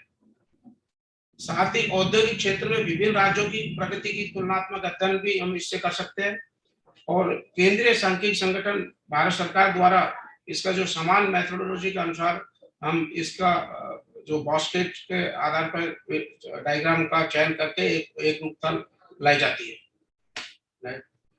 IIP का आधार वर्ष अभी वर्तमान में 2011-12 को 100 मानकर हम इसका इंडेक्स तैयार करते हैं। IIP का जो कवरेज क्षेत्र है वो है एक तो मैन्युफैक्चरिंग और एक माइनिंग एंड इलेक्ट्रिसिटी, 3 क्षेत्रों को हम इसमें कवर करते हैं। तो इसके IIP के जो आइटम बास्केट है वो हम केंद्रीय सांख्यिकी संगठन भारत सरकार के दिशा निर्देशों के अनुसार ही वो चयन करते हैं और उन पर हम इसमें IIP में वर्क करते हैं।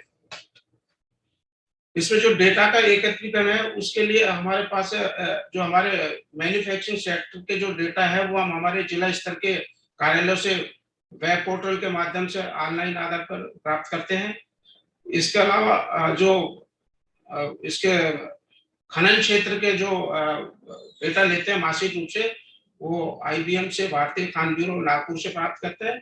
और विद्युत सेक्टर की सूचना हम केंद्रीय विनियामक आयोग नई दिल्ली के माध्यम से प्राप्त करते हैं। तो ये हमारे 3 सेक्टर का हम डेटा इनका इस तरह हमारे पास आते हैं।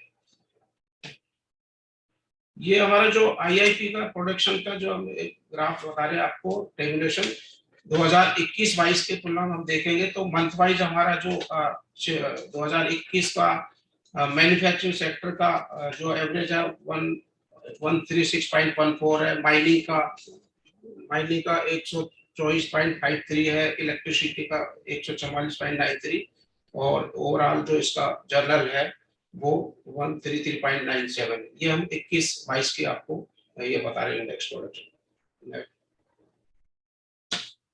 इसके अलावा सर इसमें जो सेक्टर वाइज भी हम इसका एनालिसिस करते हैं, तो इसमें मैन्युफैक्चरिंग का जैसे 2020, 21 और 21-22 का, तो देखेंगे कि मैन्युफैक्चरिंग में 122.95 20-21 में था और 21-22 में 136.14, तो इस प्रकार ये ग्रोथ 10.73% है।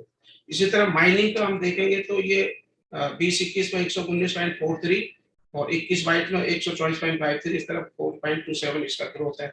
इलेक्ट्रिसिटी का देखते हैं तो 126.10 और 21-22 में 144.93, इस तरह 1.494 की ये ग्रोथ हमारी है।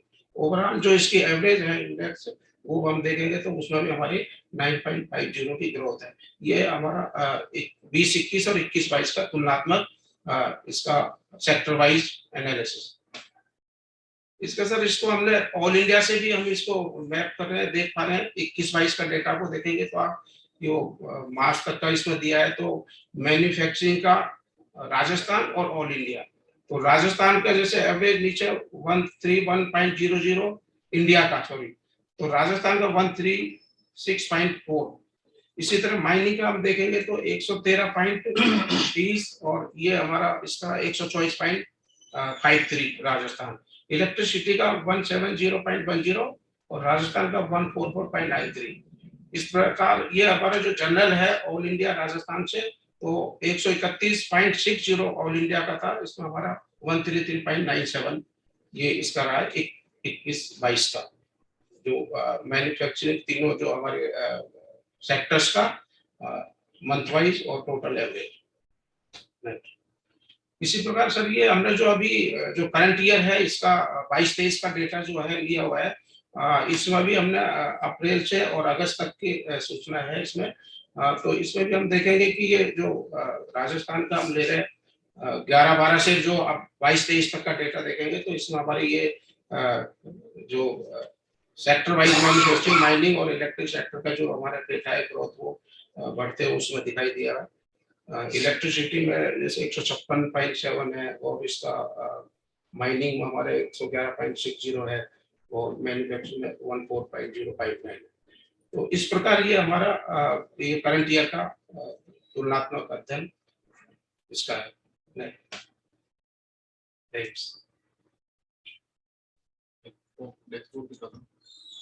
धन्यवाद सर। ये जैसे आपने अभी बताया कि मैन्युफैक्चरिंग, माइनिंग और इलेक्ट्रिसिटी, ये तीन कंपोनेंट हैं, तो इसमें वेट कितना है ओवरऑल जो जनरल इंडेक्स है ना, तो मैन्युफैक्चरिंग का, माइनिंग का और इलेक्ट्रिसिटी का वेट कितना है ओवरऑल इंडेक्स में? 1000। नहीं, ऐसा नहीं। मैन्युफैक्चरिंग का कितना है वेट, माइनिंग का कितना वेट है और इलेक्ट्रिसिटी का क्या है? तीनों का अलग अलग होगा to arrive at a combined index.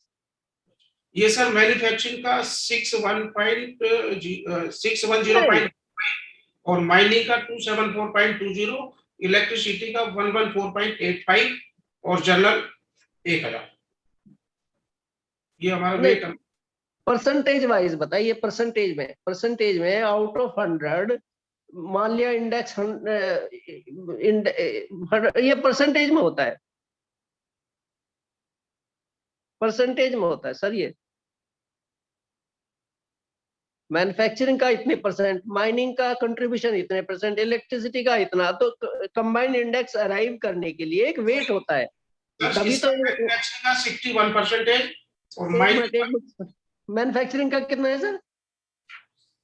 61, okay, 72, 27, 27%, electricity का 11। यस, अब हुई ना बात। ठीक है। इसका मतलब है कि मैन्युफैक्चरिंग पे आपका ज्यादा फोकस है आपके स्टेट में और इलेक्ट्रिसिटी में सबसे कम है। माइनिंग का ठीक है, ओके, ठीक है। बस मेरा इतना ही जानना था। धन्यवाद। सर, अगर आपका फोकस इलेक्ट्रिसिटी जनरेशन, क्योंकि आपका तो स्टेट जो है यहाँ पर सोलर इनोवेशन इंस्टॉलेशन बहुत ज्यादा है और आप सोलर एनर्जी प्रोड्यूस करके दूसरी स्टेट्स को बेच सकते हैं, तो आपका ये परसेंटेज यहाँ पर ज्यादा नहीं होना चाहिए था?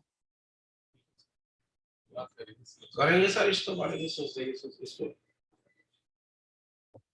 क्योंकि आपको आपका फोकस तो वहाँ होना चाहिए जहाँ पर आपकी कैपेसिटी ज़्यादा अच्छी है। तो मतलब what you say on this? जी सर।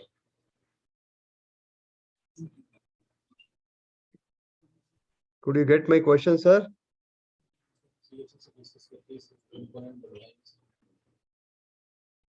इसको सर सीएसएस से डिस्कस करके फिर इसको हम इसके कंपोनेंट्स को बढ़वाने के प्रयास करेंगे। नहीं, ये तो आपको देखना है ना। आपने इंडेक्स बनाया और इंडेक्स बनाने के बाद में आपको समझ में कुछ आया होगा कि कौन से जैसे 3 कंपोनेंट अभी आपने बताए, उसमें आपने इलेक्ट्रिसिटी का सबसे कम कंपोनेंट रखा है। तो ये तो इनोवेटिव पार्ट होना चाहिए कि कौन से कंपोनेंट में आपकी कम्पिटिटिव एज ज़्यादा अच्छी है, जिसको आपको ज़्यादा फोकस करना है।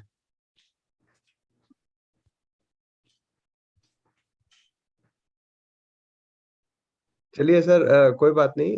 If you don't have to say, तो आप हमारे को इसका रिप्लाई भेजवा दीजिएगा। Thank you sir. Okay, thank you. State government has launched a scheme for the urban poor called Indira Gandhi Urban Employment Guarantee Scheme.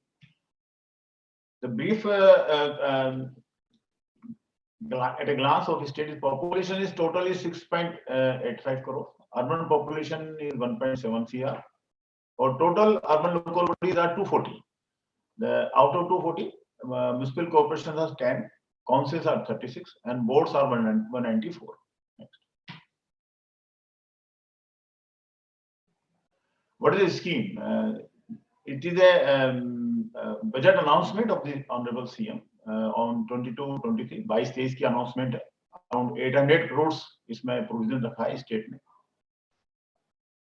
In the labor and material, the works identified for the execution of work, the ratio is 75 labor and 25 material.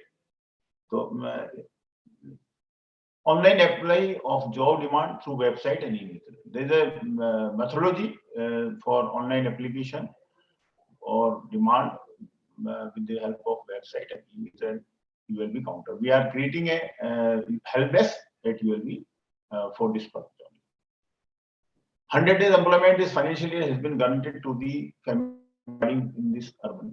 The main focus of the state is to provide the employment for the urban area, municipal limit, within municipal limit, and with the 100 days employment provided for the per family. Family members of ages 18 to 60 years. The criteria of this unskilled labor is 18 years to 60 years for the execution of this work. Janadhar card is mandatory for this job card. Janadhar card is a main mandate of the state, or so that we can took the Janadhar card for the basic of this scheme, so that we can create a job card with all the details of the family. Paperless registration, digital tracking and monitoring. Complete system is paperless. Online application with the e-mitra and job card is created, and automatically must roll is generated, so that no manual intervention is there. So there is a less possibility of any type of happening. Task and measurement based payment. Payment is only based on the task and measurement based. Online payment to beneficiary to bank account. This is the main unique feature of this scheme. The payment through bank to the beneficiary account. These are the permissible works. Around 9,000 works are taken up in an annual action plan. The environmental work, water conservation, sanitation, related works, prevent property defacement, convergence, service level related works, and other works. Environmental works are mainly related to the water bodies and plantation, etc., and the water conservation. Sanitation was related to the door-to-door collection, transportation, maintaining the material recovery facilities. the main focus of this sanitation was so that we are achieving the good performance in the Swachh Bharat Mission too. Next. This is a process flow for the citizens end. Is showing in the graph, and the process flow at the local body end. You will be monitored citizen demand through portal, generate must roll digitally, citizen notify through SMS, daily attendance monitoring and work measurement by UL. We are focusing mainly focus on this thing. The daily attendance is mandatory. We are trying today or day after today. The attendance is mandatory to freeze the on portal. Verification of work and online payment into the beneficiary account directly. After verification from the account side, from the technical side, from the administrative side, the payment is directly paid to the beneficiary in their respective accounts. Payment process. We are creating a portal for this scheme, IID portal, and similar as payment is made by separate portal, Sanchalan portal. There's a link is there, and all ULB are mapped on Sanchalan portal. Around 240 ULBs are mapped, and online preparation of bill directly payment to the beneficiary in the bank account through Treasury. We can pay the bills directly to the beneficiary account.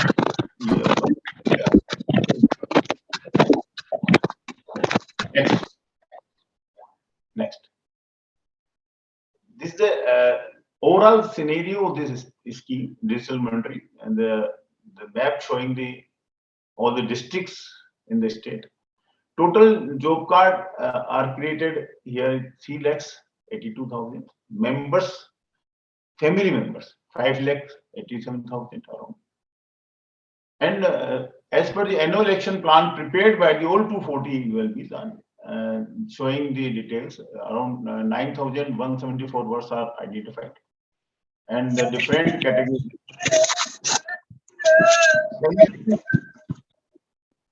Sanitation related words and other words are showing in the graph.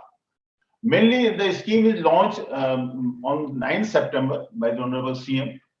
So on the day of launching of the scheme, around 35,593 laborers are deployed, and in the similarly by 16 September, by 1 October, 16 October, and onward.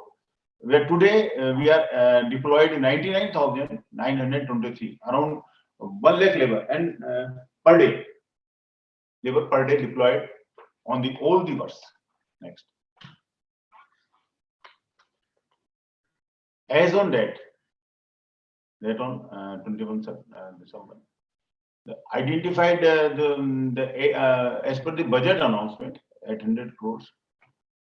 The annual action plan has been prepared by the all urban local bodies of 657 crores. The labor component is 581 and metal component is 76 crores. Total annual action plan, the work identified in annual action plan is 9,593. Right now, the total end of issued as per the need, the 498 crores amount and 9,174 works are identified. The detail is showing in the table. The members demanded 3,39,000. Now we are coming to the bottommost table.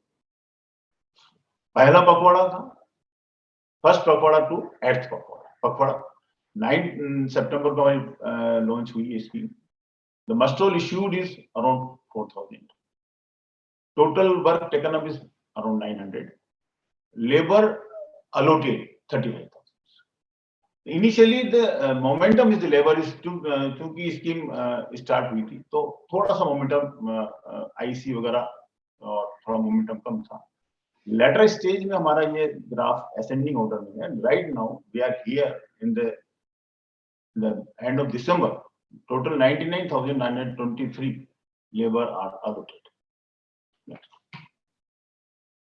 The impact of this scheme, the main focus on the work identified in these schemes are related to the basic need of urban local bodies. Garden maintenance work, renovation of traditional water bodies, crematoria, heritage painting, plantation and convergence. The main the activity of the urban local bodies, the work related to the urban local bodies are identified in this scheme. The garden works are around 440, 440 वर्ष हम इसमें लिए हैं. Renovation of traditional water bodies, the upliftment of water bodies, painting of water bodies, descending of water bodies.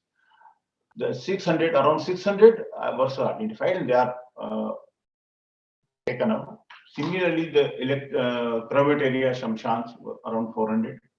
Heritage painting works are around 894. Plantation work 645. Convergence work 50. We are converging the work from the first department also. So the around 1459 works are taken up. Or we are trying to involve other departments too, so that the scheme will go fine. Next. Sorry to interrupt you, sir.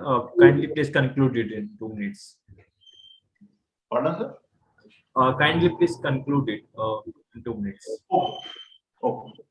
The public utility works are showing the Shamshan Ghat, Goshala, defacement, and the painting work, nursery, the raising of nursery and park at different urban localities. Next.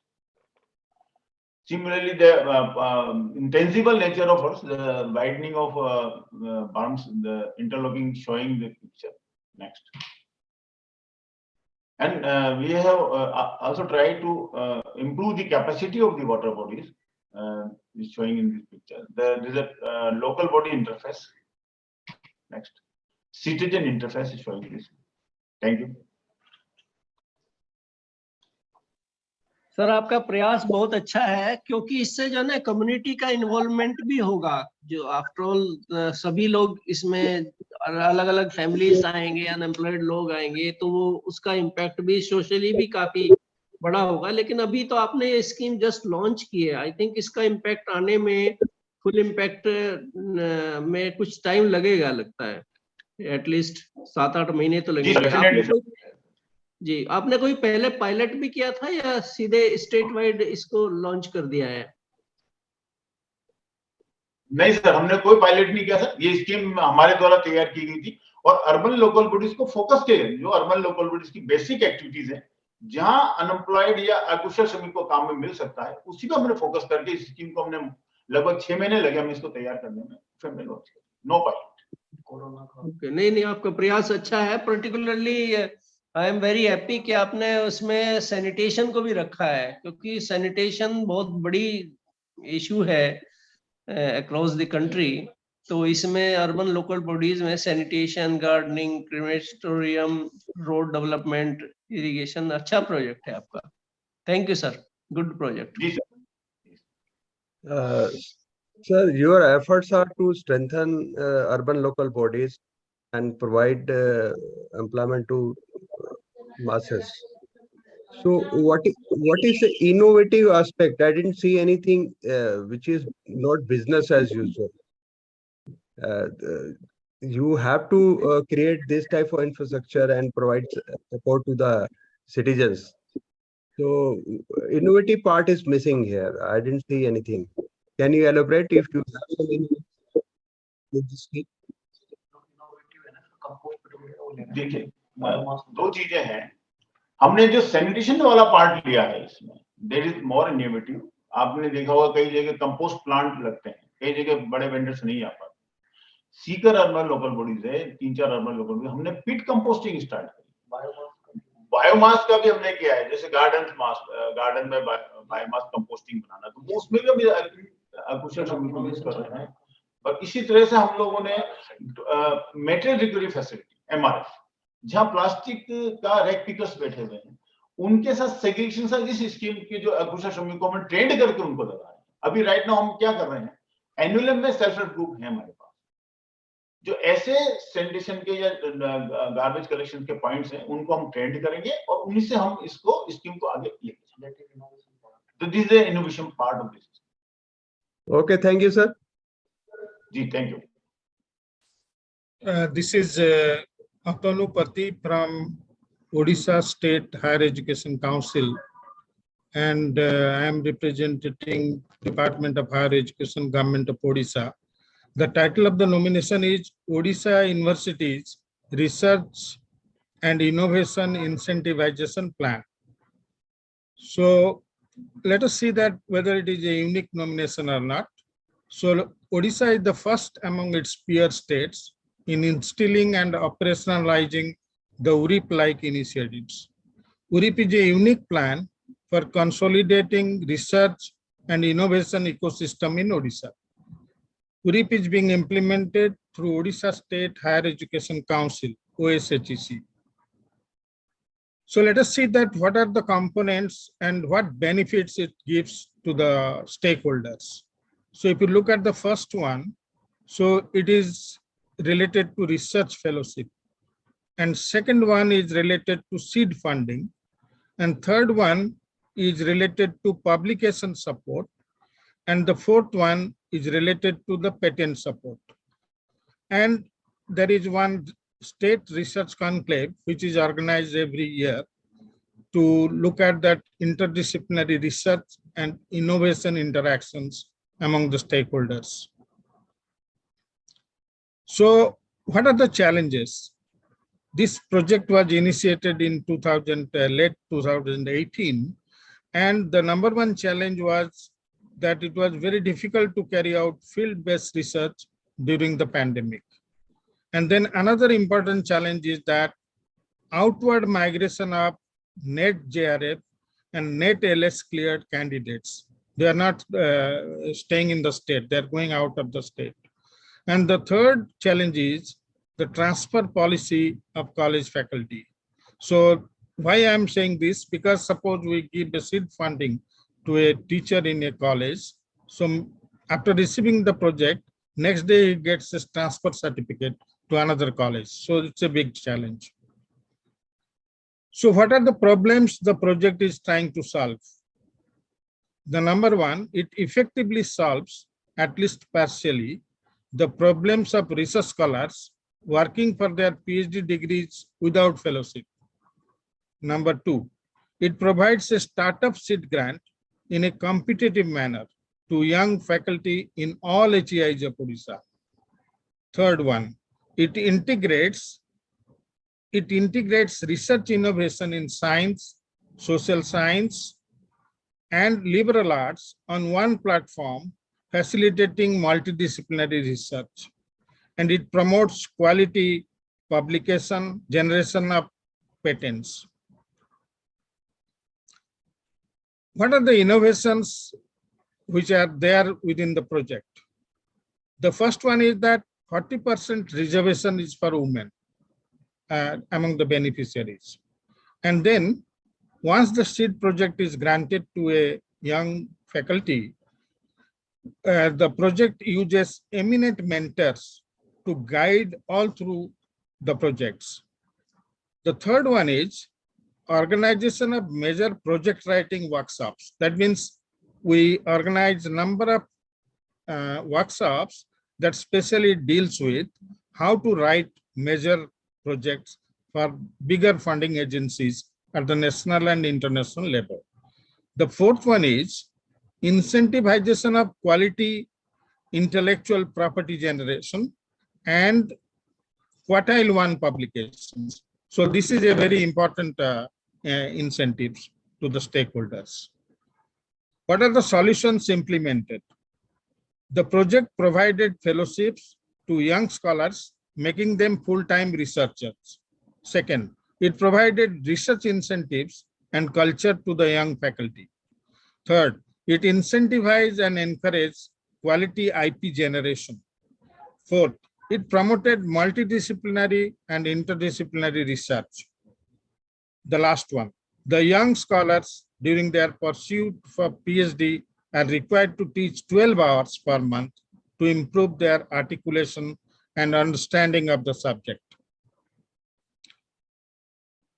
What are the prominent outcomes So because it is initiated in the late 2018, and we have examined what are the outcomes, then we found that there is an increase in publications, about 60 plus papers in Scopus Index, with a few in quartile 1 journals. Then increase in IP generation through patents applied. So far, there are 3 patents have been applied from the beneficiaries of this project.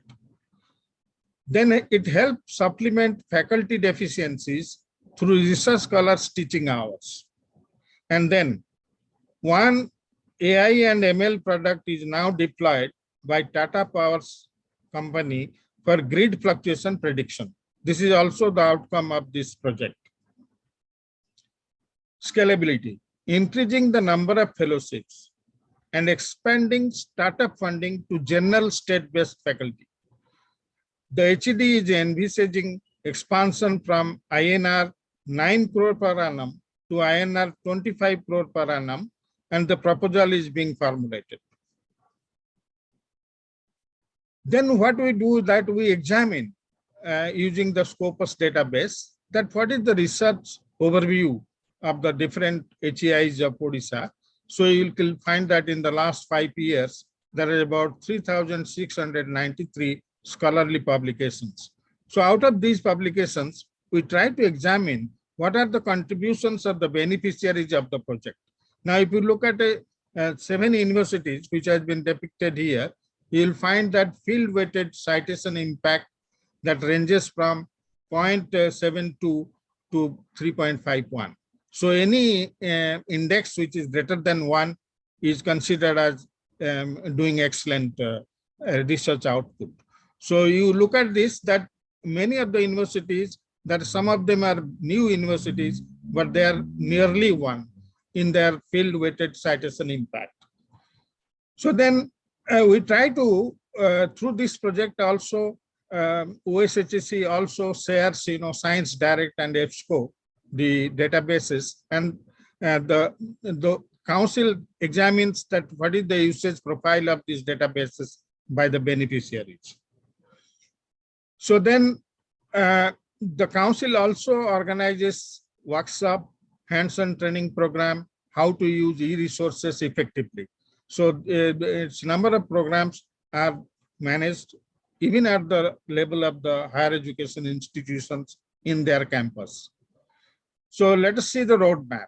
The first one is that expansion of budget from 9 crore per annum to INR 25 crore per annum. First one.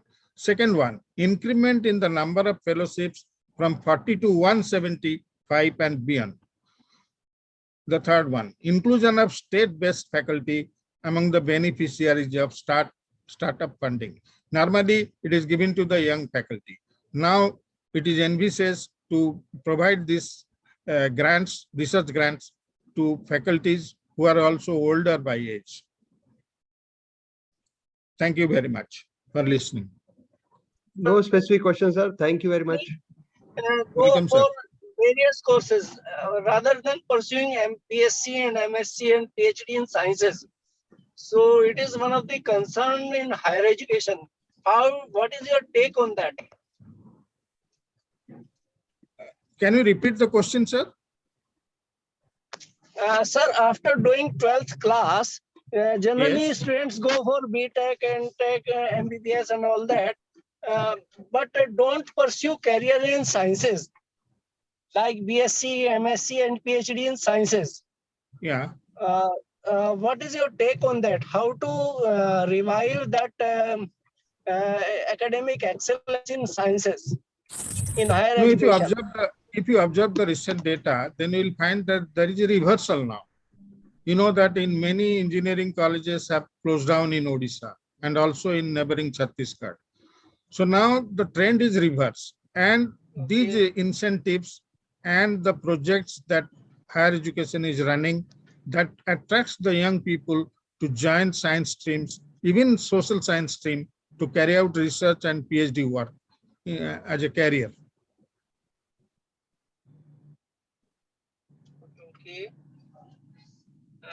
Do you have sufficient quality faculty in your state in science education? I think in higher education, we have quite sufficient number of quality teachers, but recently there is a problem regarding the recruitment, which is sub judice at the Supreme Court. And once it is open, then new faculty will be recruited very soon. Okay, and what is the patent performance of your students in Actually, you patent know that filing and I showed in a slide that out of our beneficiaries in the last couple of years, 3 patents have been filed, and one artificial intelligence product has been employed by Tata Gridco to find out that what is the grid fluctuations. So this is a very commendable thing that the beneficiaries of this project has achieved. Okay, well, last suggestion, Professor. Yes, sir. You need to take up this grid frequency project with the power grid management so that they can also look at it. Okay. They're already Thank you, using it, Professor. sir. They're already using it, sir. Okay. Thank you, Professor. Thank you very much. Thank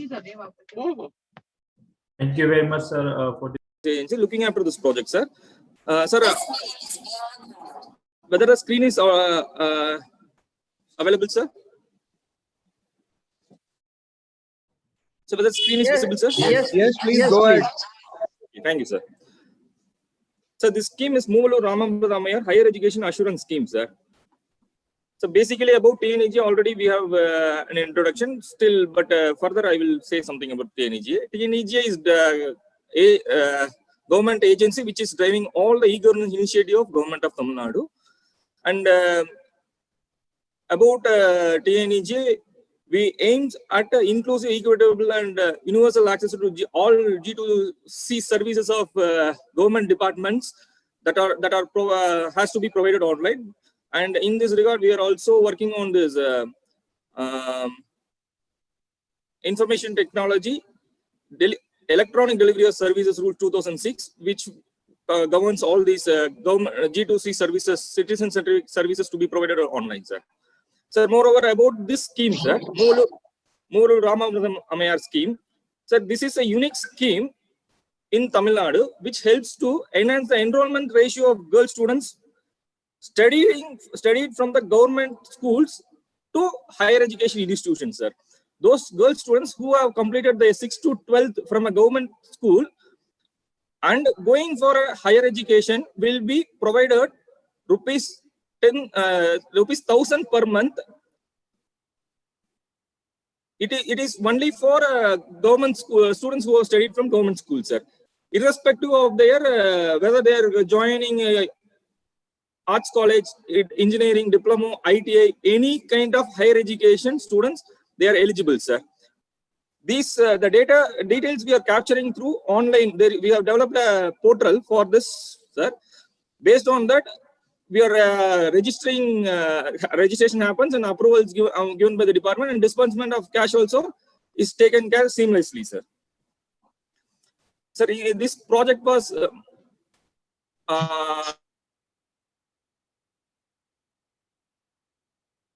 made live on 2022, sir. The existing phase 1, no first year students at the time, so we were capturing only the details of second year, third year, and fourth year students. At the time, we found a lot of difficulties, sir. The main thing was registration was online, and it was given to the students. Students themselves registered in the portal, and verification was done manually, and we were not able to do any kind of deduplication activities at the time. Bank names, say for example, account number, IFSC code, they used to type it wrong. So again, we have some kind of we have requested the banks to correct it, and people, nodal officers were themselves going to the concerned institutions, camping the organizing camps and correcting all these details. And payment was distributed through IFHRMs through eKuber. There was no dashboard initially, and monitoring the project was a Himalayan task for us. And these are for grievance redressal, we have only a call center, sir. This was in the existing scheme, sir. So from that existing, we have learned a lot, sir. Manual entries were prone to errors, and various stakeholders took a lot of time to complete their task. So these are some of the problems we identified. Then subsequently, we came for the first year students, we came with a new portal, Pudhumai Pen portal, sir. See what kind of innovations and improvements we made in that portal was, earlier each and every student they have to type their details and everything. Subsequently, what we have done is that Education Management Information System is a database of school education department. There is a unique number, EMIS number. From that number, if the student type their EMIS number, we got all the details of the student, and that is the only entry made by the student. Subsequently, their Aadhaar number, the Aadhaar details were asked to verify whether the student is genuine or not. Then effectively through their Aadhaar, through NPCI mapper, we got their bank mapped to that Aadhaar for DBT purpose, sir. Only these three steps are being captured at that portal. No other details are being captured, sir. Once these details are captured, it is sent to approval, sir. And moreover, there is one unique thing in this. The school education department, they had a pre-verified database for the students who have passed out in the year 2021 and 22. There were around 1.56 lakh students who have passed, girl students who have passed from, who have studied in government schools and passed. For those students, what we have done is only this EMIS is, we have verified their EMIS number, whether it is available in the database or not. Subsequently, if it is available, then the EKYC was verified, then the students were taken as approved. There was no approval going to the colleges or students or banks. We have directly approved in a single click. And moreover, we have also provisioned this EMIS is a 16 and 18 digit number where the student will not be able to know what is this, they cannot memorize on. So we have created some provisions, say like district, schools and their database. From there, they can be able to know their EMIS number. In the portal itself, all these facilities were made to the students, sir. And we have done a pilot in 2-3 colleges, and based on the pilot learnings also, we have improved the portal. This is the first scheme we are, that payment is through DBT, sir. Sir, awareness, for the awareness we have created through paper publications, and a demo portal was created for training the trainers. Moreover, the district administration was given all the responsibility, and from TNEJ we have alerted and zonal officer for each and every district. During the launch time, they went to the districts, we have visited all the institutions, they handholded the nodal officers, and because of this training and efforts made by our zonal officers, this scheme was more successful, sir. We have got, see, this is the comparison between the earlier scheme and later scheme, sir. Number of incorrect entries was more than 1.2 lakhs earlier. Now it has reduced to 350, sir. And basically, as school students are concerned, moreover, they will not be having their Aadhaar number, or some mobile number will be linked to their parents. So those entries were, that is the only issues we are identifying now. Apart from that, we don't have any kind of issues, sir. The form filling earlier, it took more than 28 minutes, approximately to 28 minutes. Now it is only 2.2 minutes, sir. Because we are asking only 2-3 entries. Everything is integrated with the EMIS portal and Aadhaar portal and NPCI mapper, sir. So we have reduced the timings. So apart from that, all the HODs were involved. Now only 2-3 approval level are required, sir. And moreover, we have created a dashboard, which I will show you, sir.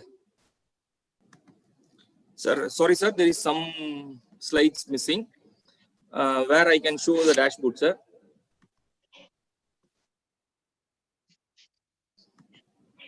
Sir, and moreover, It is fine, Mr. Venkatesh. I think you have conveyed whatever you wanted to convey. No, Yes, no sir. issue. Sir, there is Yes. an analysis, sir. There is an analysis that also I will show, sir. Sir, Sure.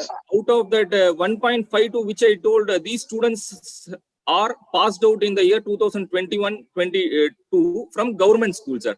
Out of that, we have captured the number of students. 72,000 has enrolled in this portal, sir. Around 47%, but still enrollment is going on, sir. So this was a data taken on 7th December, sir. But today it is 20th December. It would have crossed around 55%, sir. These are the breakup for the students where they have joined in various educational categories, sir. And this is the district-wide backup, sir. So one thing I want to point out here, earlier we don't have the data for the state as how many students have joined in what kind of courses. Those details were lacking. Now through this portal, we were able to find the courses and the students who are not the dropped out students and the districts which are performing backwards, sir. So from this we are coming to inference that some districts need more institutions, and because that is the only thing that might be the reason for dropout. And we are also in coordination with the higher education department and the school education department, we are passing all these data to those departments. Already school education department is running a career guidance program in each and every school, sir. But what happens means they do not have a clear-cut picture what they want to do, because they blindly go and inform all the students to come to the school and they give an instruction. Now we have created a data for them, who are the students who have joined various courses and who are the dropped out students, so that we will be able to track those students and put them in the mainstream for higher education, sir. Moreover, an interesting analysis is that because of this scheme, around 4,453 students with a gap of 2 to 8 years has enrolled in the scheme, sir. This is and we are also in the phase 1, we have given something around 1,14,378 beneficiaries, and they are getting monthly 1,000 rupees and in the scheme, sir. And we are having some of the future roadmaps, sir. Say for example, as education information management system, there is nothing as university information management system, sir. We are capturing the students, this UDIs and everything, we are capturing till school level only. As far as college and higher education is concerned, no data is available with us. So we are in the process of creating a university information management system, which will help us to track each and every student right from their school of education to the completion of higher education, sir. In this line, we are also developing a state scholarship portal, which will have the same features, and in future this deduplication and seamless delivery of services for scholarships will be enabled in the same manner, sir. The integrations we are doing is with EMIS, Aadhaar, eKYC, NPCI will be reused in the reused for most of the schemes in the state, sir. Which this is the crux about the scheme, sir. Thank you. Mr. Venkatesh, good project. In fact, higher education is not only for jobs, it is also for creating a civilized and well-mannered society. It also brings out radical transformation in the life of students. But do you have any study or any impact assessment as to how those students which are getting benefited, how they feel after getting this scholarship, whether in what way they have been benefited? What is their views? Sir, now the portal is online and we are also analyzing those things, sir. What is the pattern, their pattern of expenditure they are making? That also we are in coordination with the bank, sir. Moreover, we have got some feedback with the students, sir. Some of the students, after a year gap of 6-7 years, also they are coming back to education, sir. You can see from this year passed out student. From this year passed out student, around 47% only from government schools we are able to bring them to college, higher education, sir. Sir, allowances sent only to the student's bank account, direct DBT, sir. No, before this, we used to we have no evidence whether it is going to their parents' account or not. Those concerns are there. But through this DBT NPCI mapper, we are doing direct benefit transfer, which allows the student themselves what is their requirement. They can expenditure can be done according to them, sir. We have also got. That all is fine. Only thing my intention is to judge what qualitative improvement they are feeling. That's all. The qualitative improvements is means how they have been benefited, what they feel, what the students feel. So students, we have got some testimonial also from students. That also we will share with the jury, sir. Okay. Thank you, please. Good. Thank you, sir. Dignitaries. So I'm representing Tamil Nadu E-Governance Agency. Tamil Nadu E-Governance Agency is agency responsible for driving all e-governance applications and initiatives for the state of Tamil Nadu.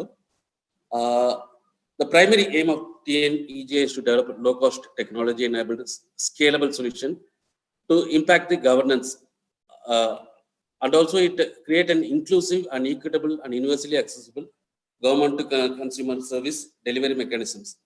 And also it offers IT solutions and consultancy services to the other government departments based on their technology needs and the requirements.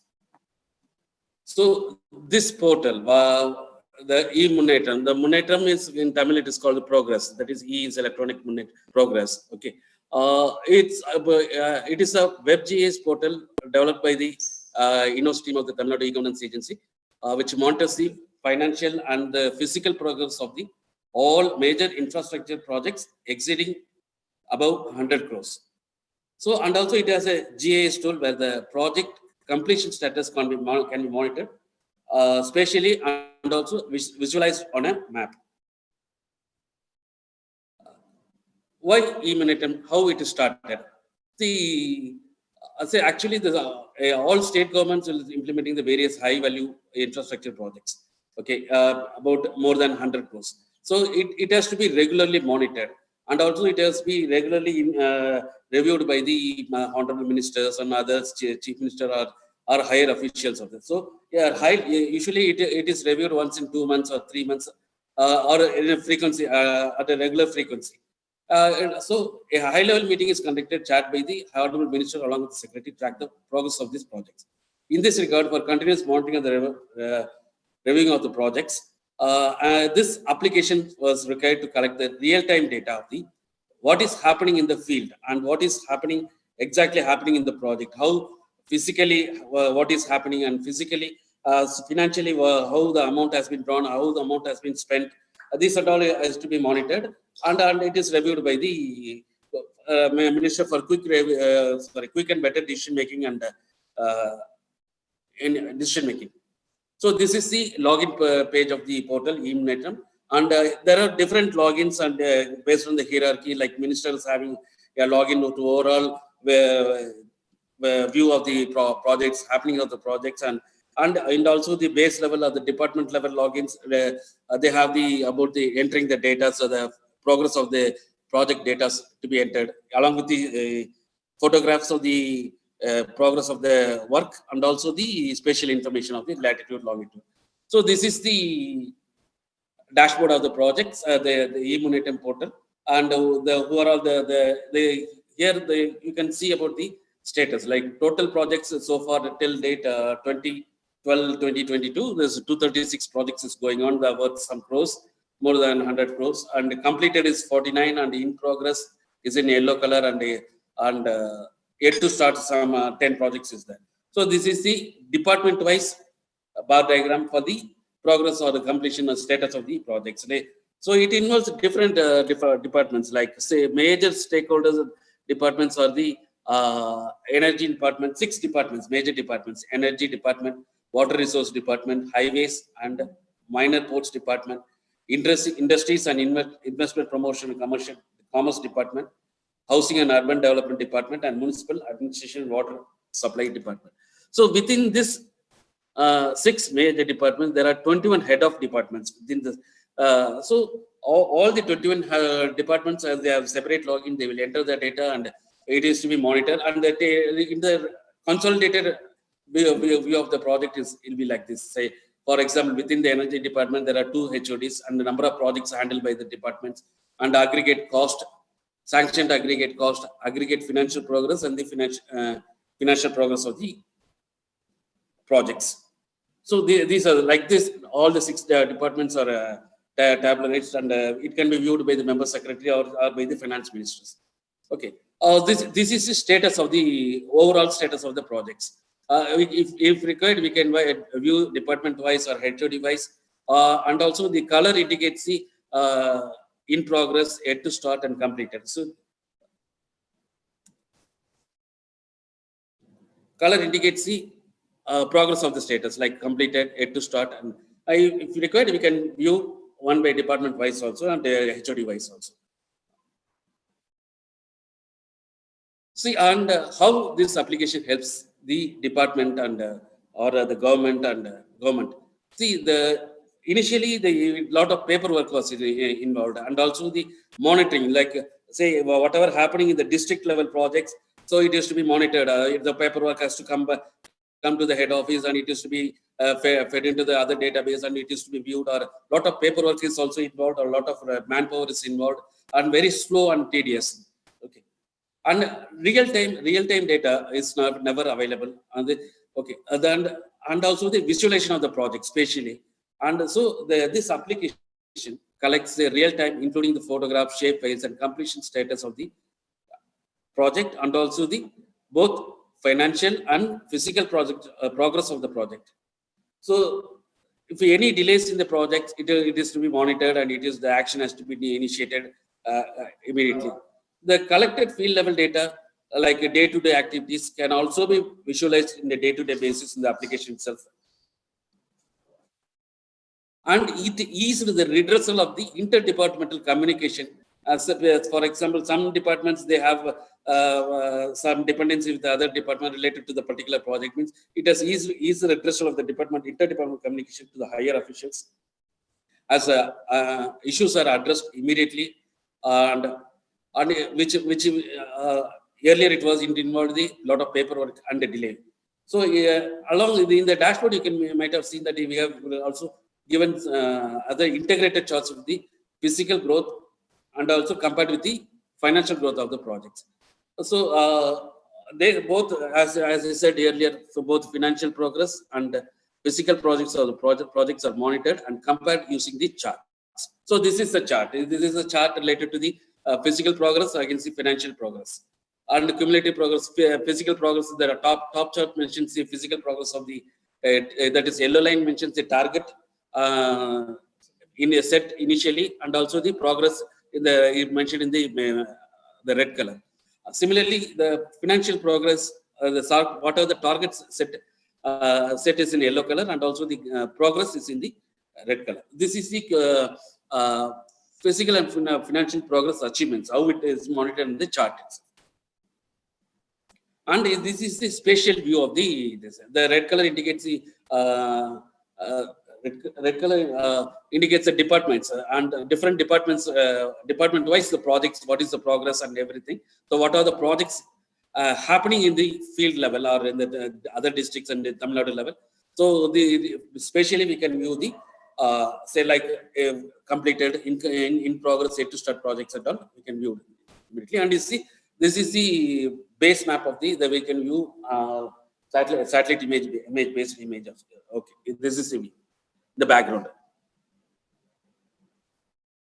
See the impact of the project, how it is impacted. The dashboard gives monitors of all the projects, and it reduced the overhead time. And the main thing is to analyze the cause of delay, root cause analysis, or what is the cause for the delay, and you can able to reduce decision making with the real-time data. And also some projects are critical projects. Identify the critical projects which require immediate attention for any delay and also other issues, and take the action immediately. And also it reduces the wastage of the public money spent, and also the faster delivery for the public use.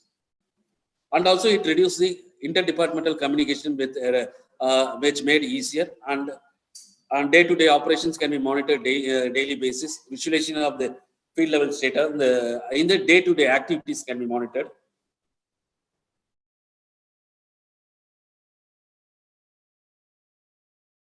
So this is the impact and how the project completion can be monitored. So so this is the impact created, how government can reduce the efforts of the government and for monitoring the projects of the bigger value. So thank you. Thank you, sir. By the way, when did you start this portal? By end of 2021, we started the projects, and by October 2021, it is sorry.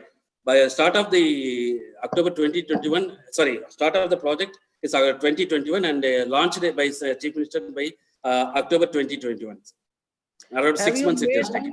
Okay, sir. Have you made any analytics as to how the time and cost overrun this project, this initiative has reduced? Yeah, based on the chart we have provided, and other based on that we just monitored, sir. No, monitoring is fine, but how much time and cost overrun, the time and cost overrun, has it reduced?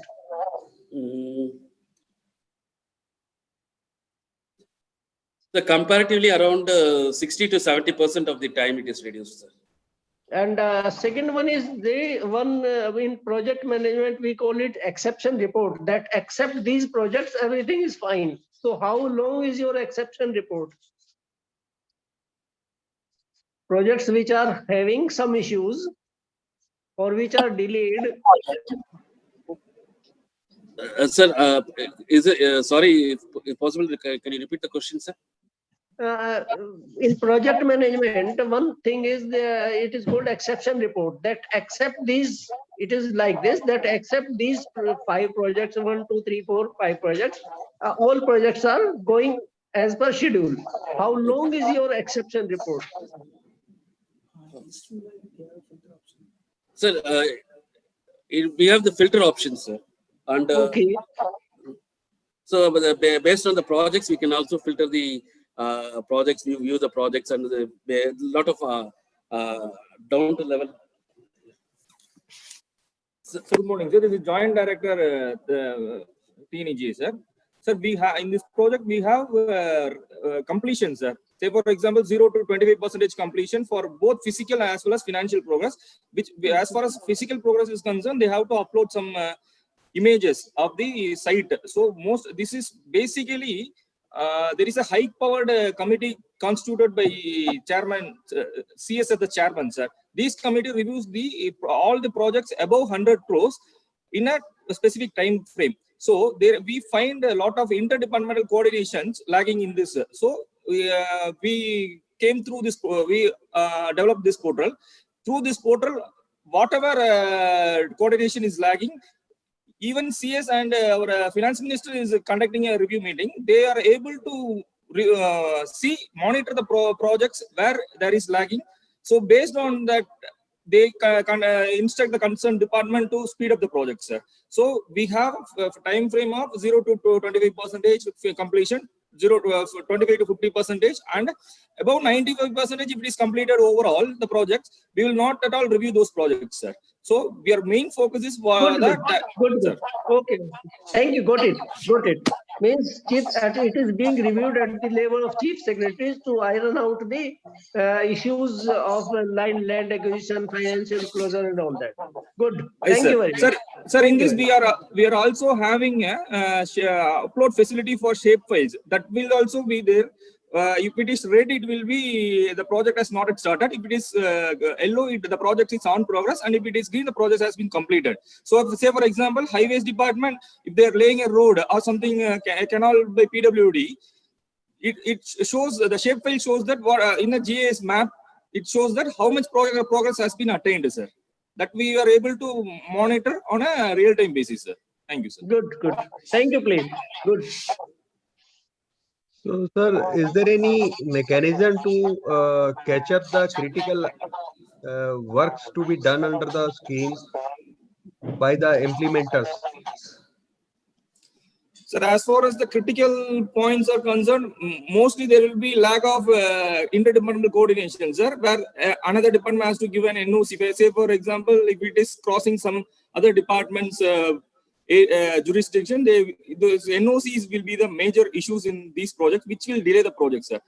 These portals facilitate us to clear those NOCs on a real-time basis, sir, because there will be we have this project only data entries are done by at the field level, and the exact monitoring is done by the concerned secretaries and chief secretary level, sir. So these are the critical points which we are able to eliminate through this project. Good enough. Thank you. Thank you, sir.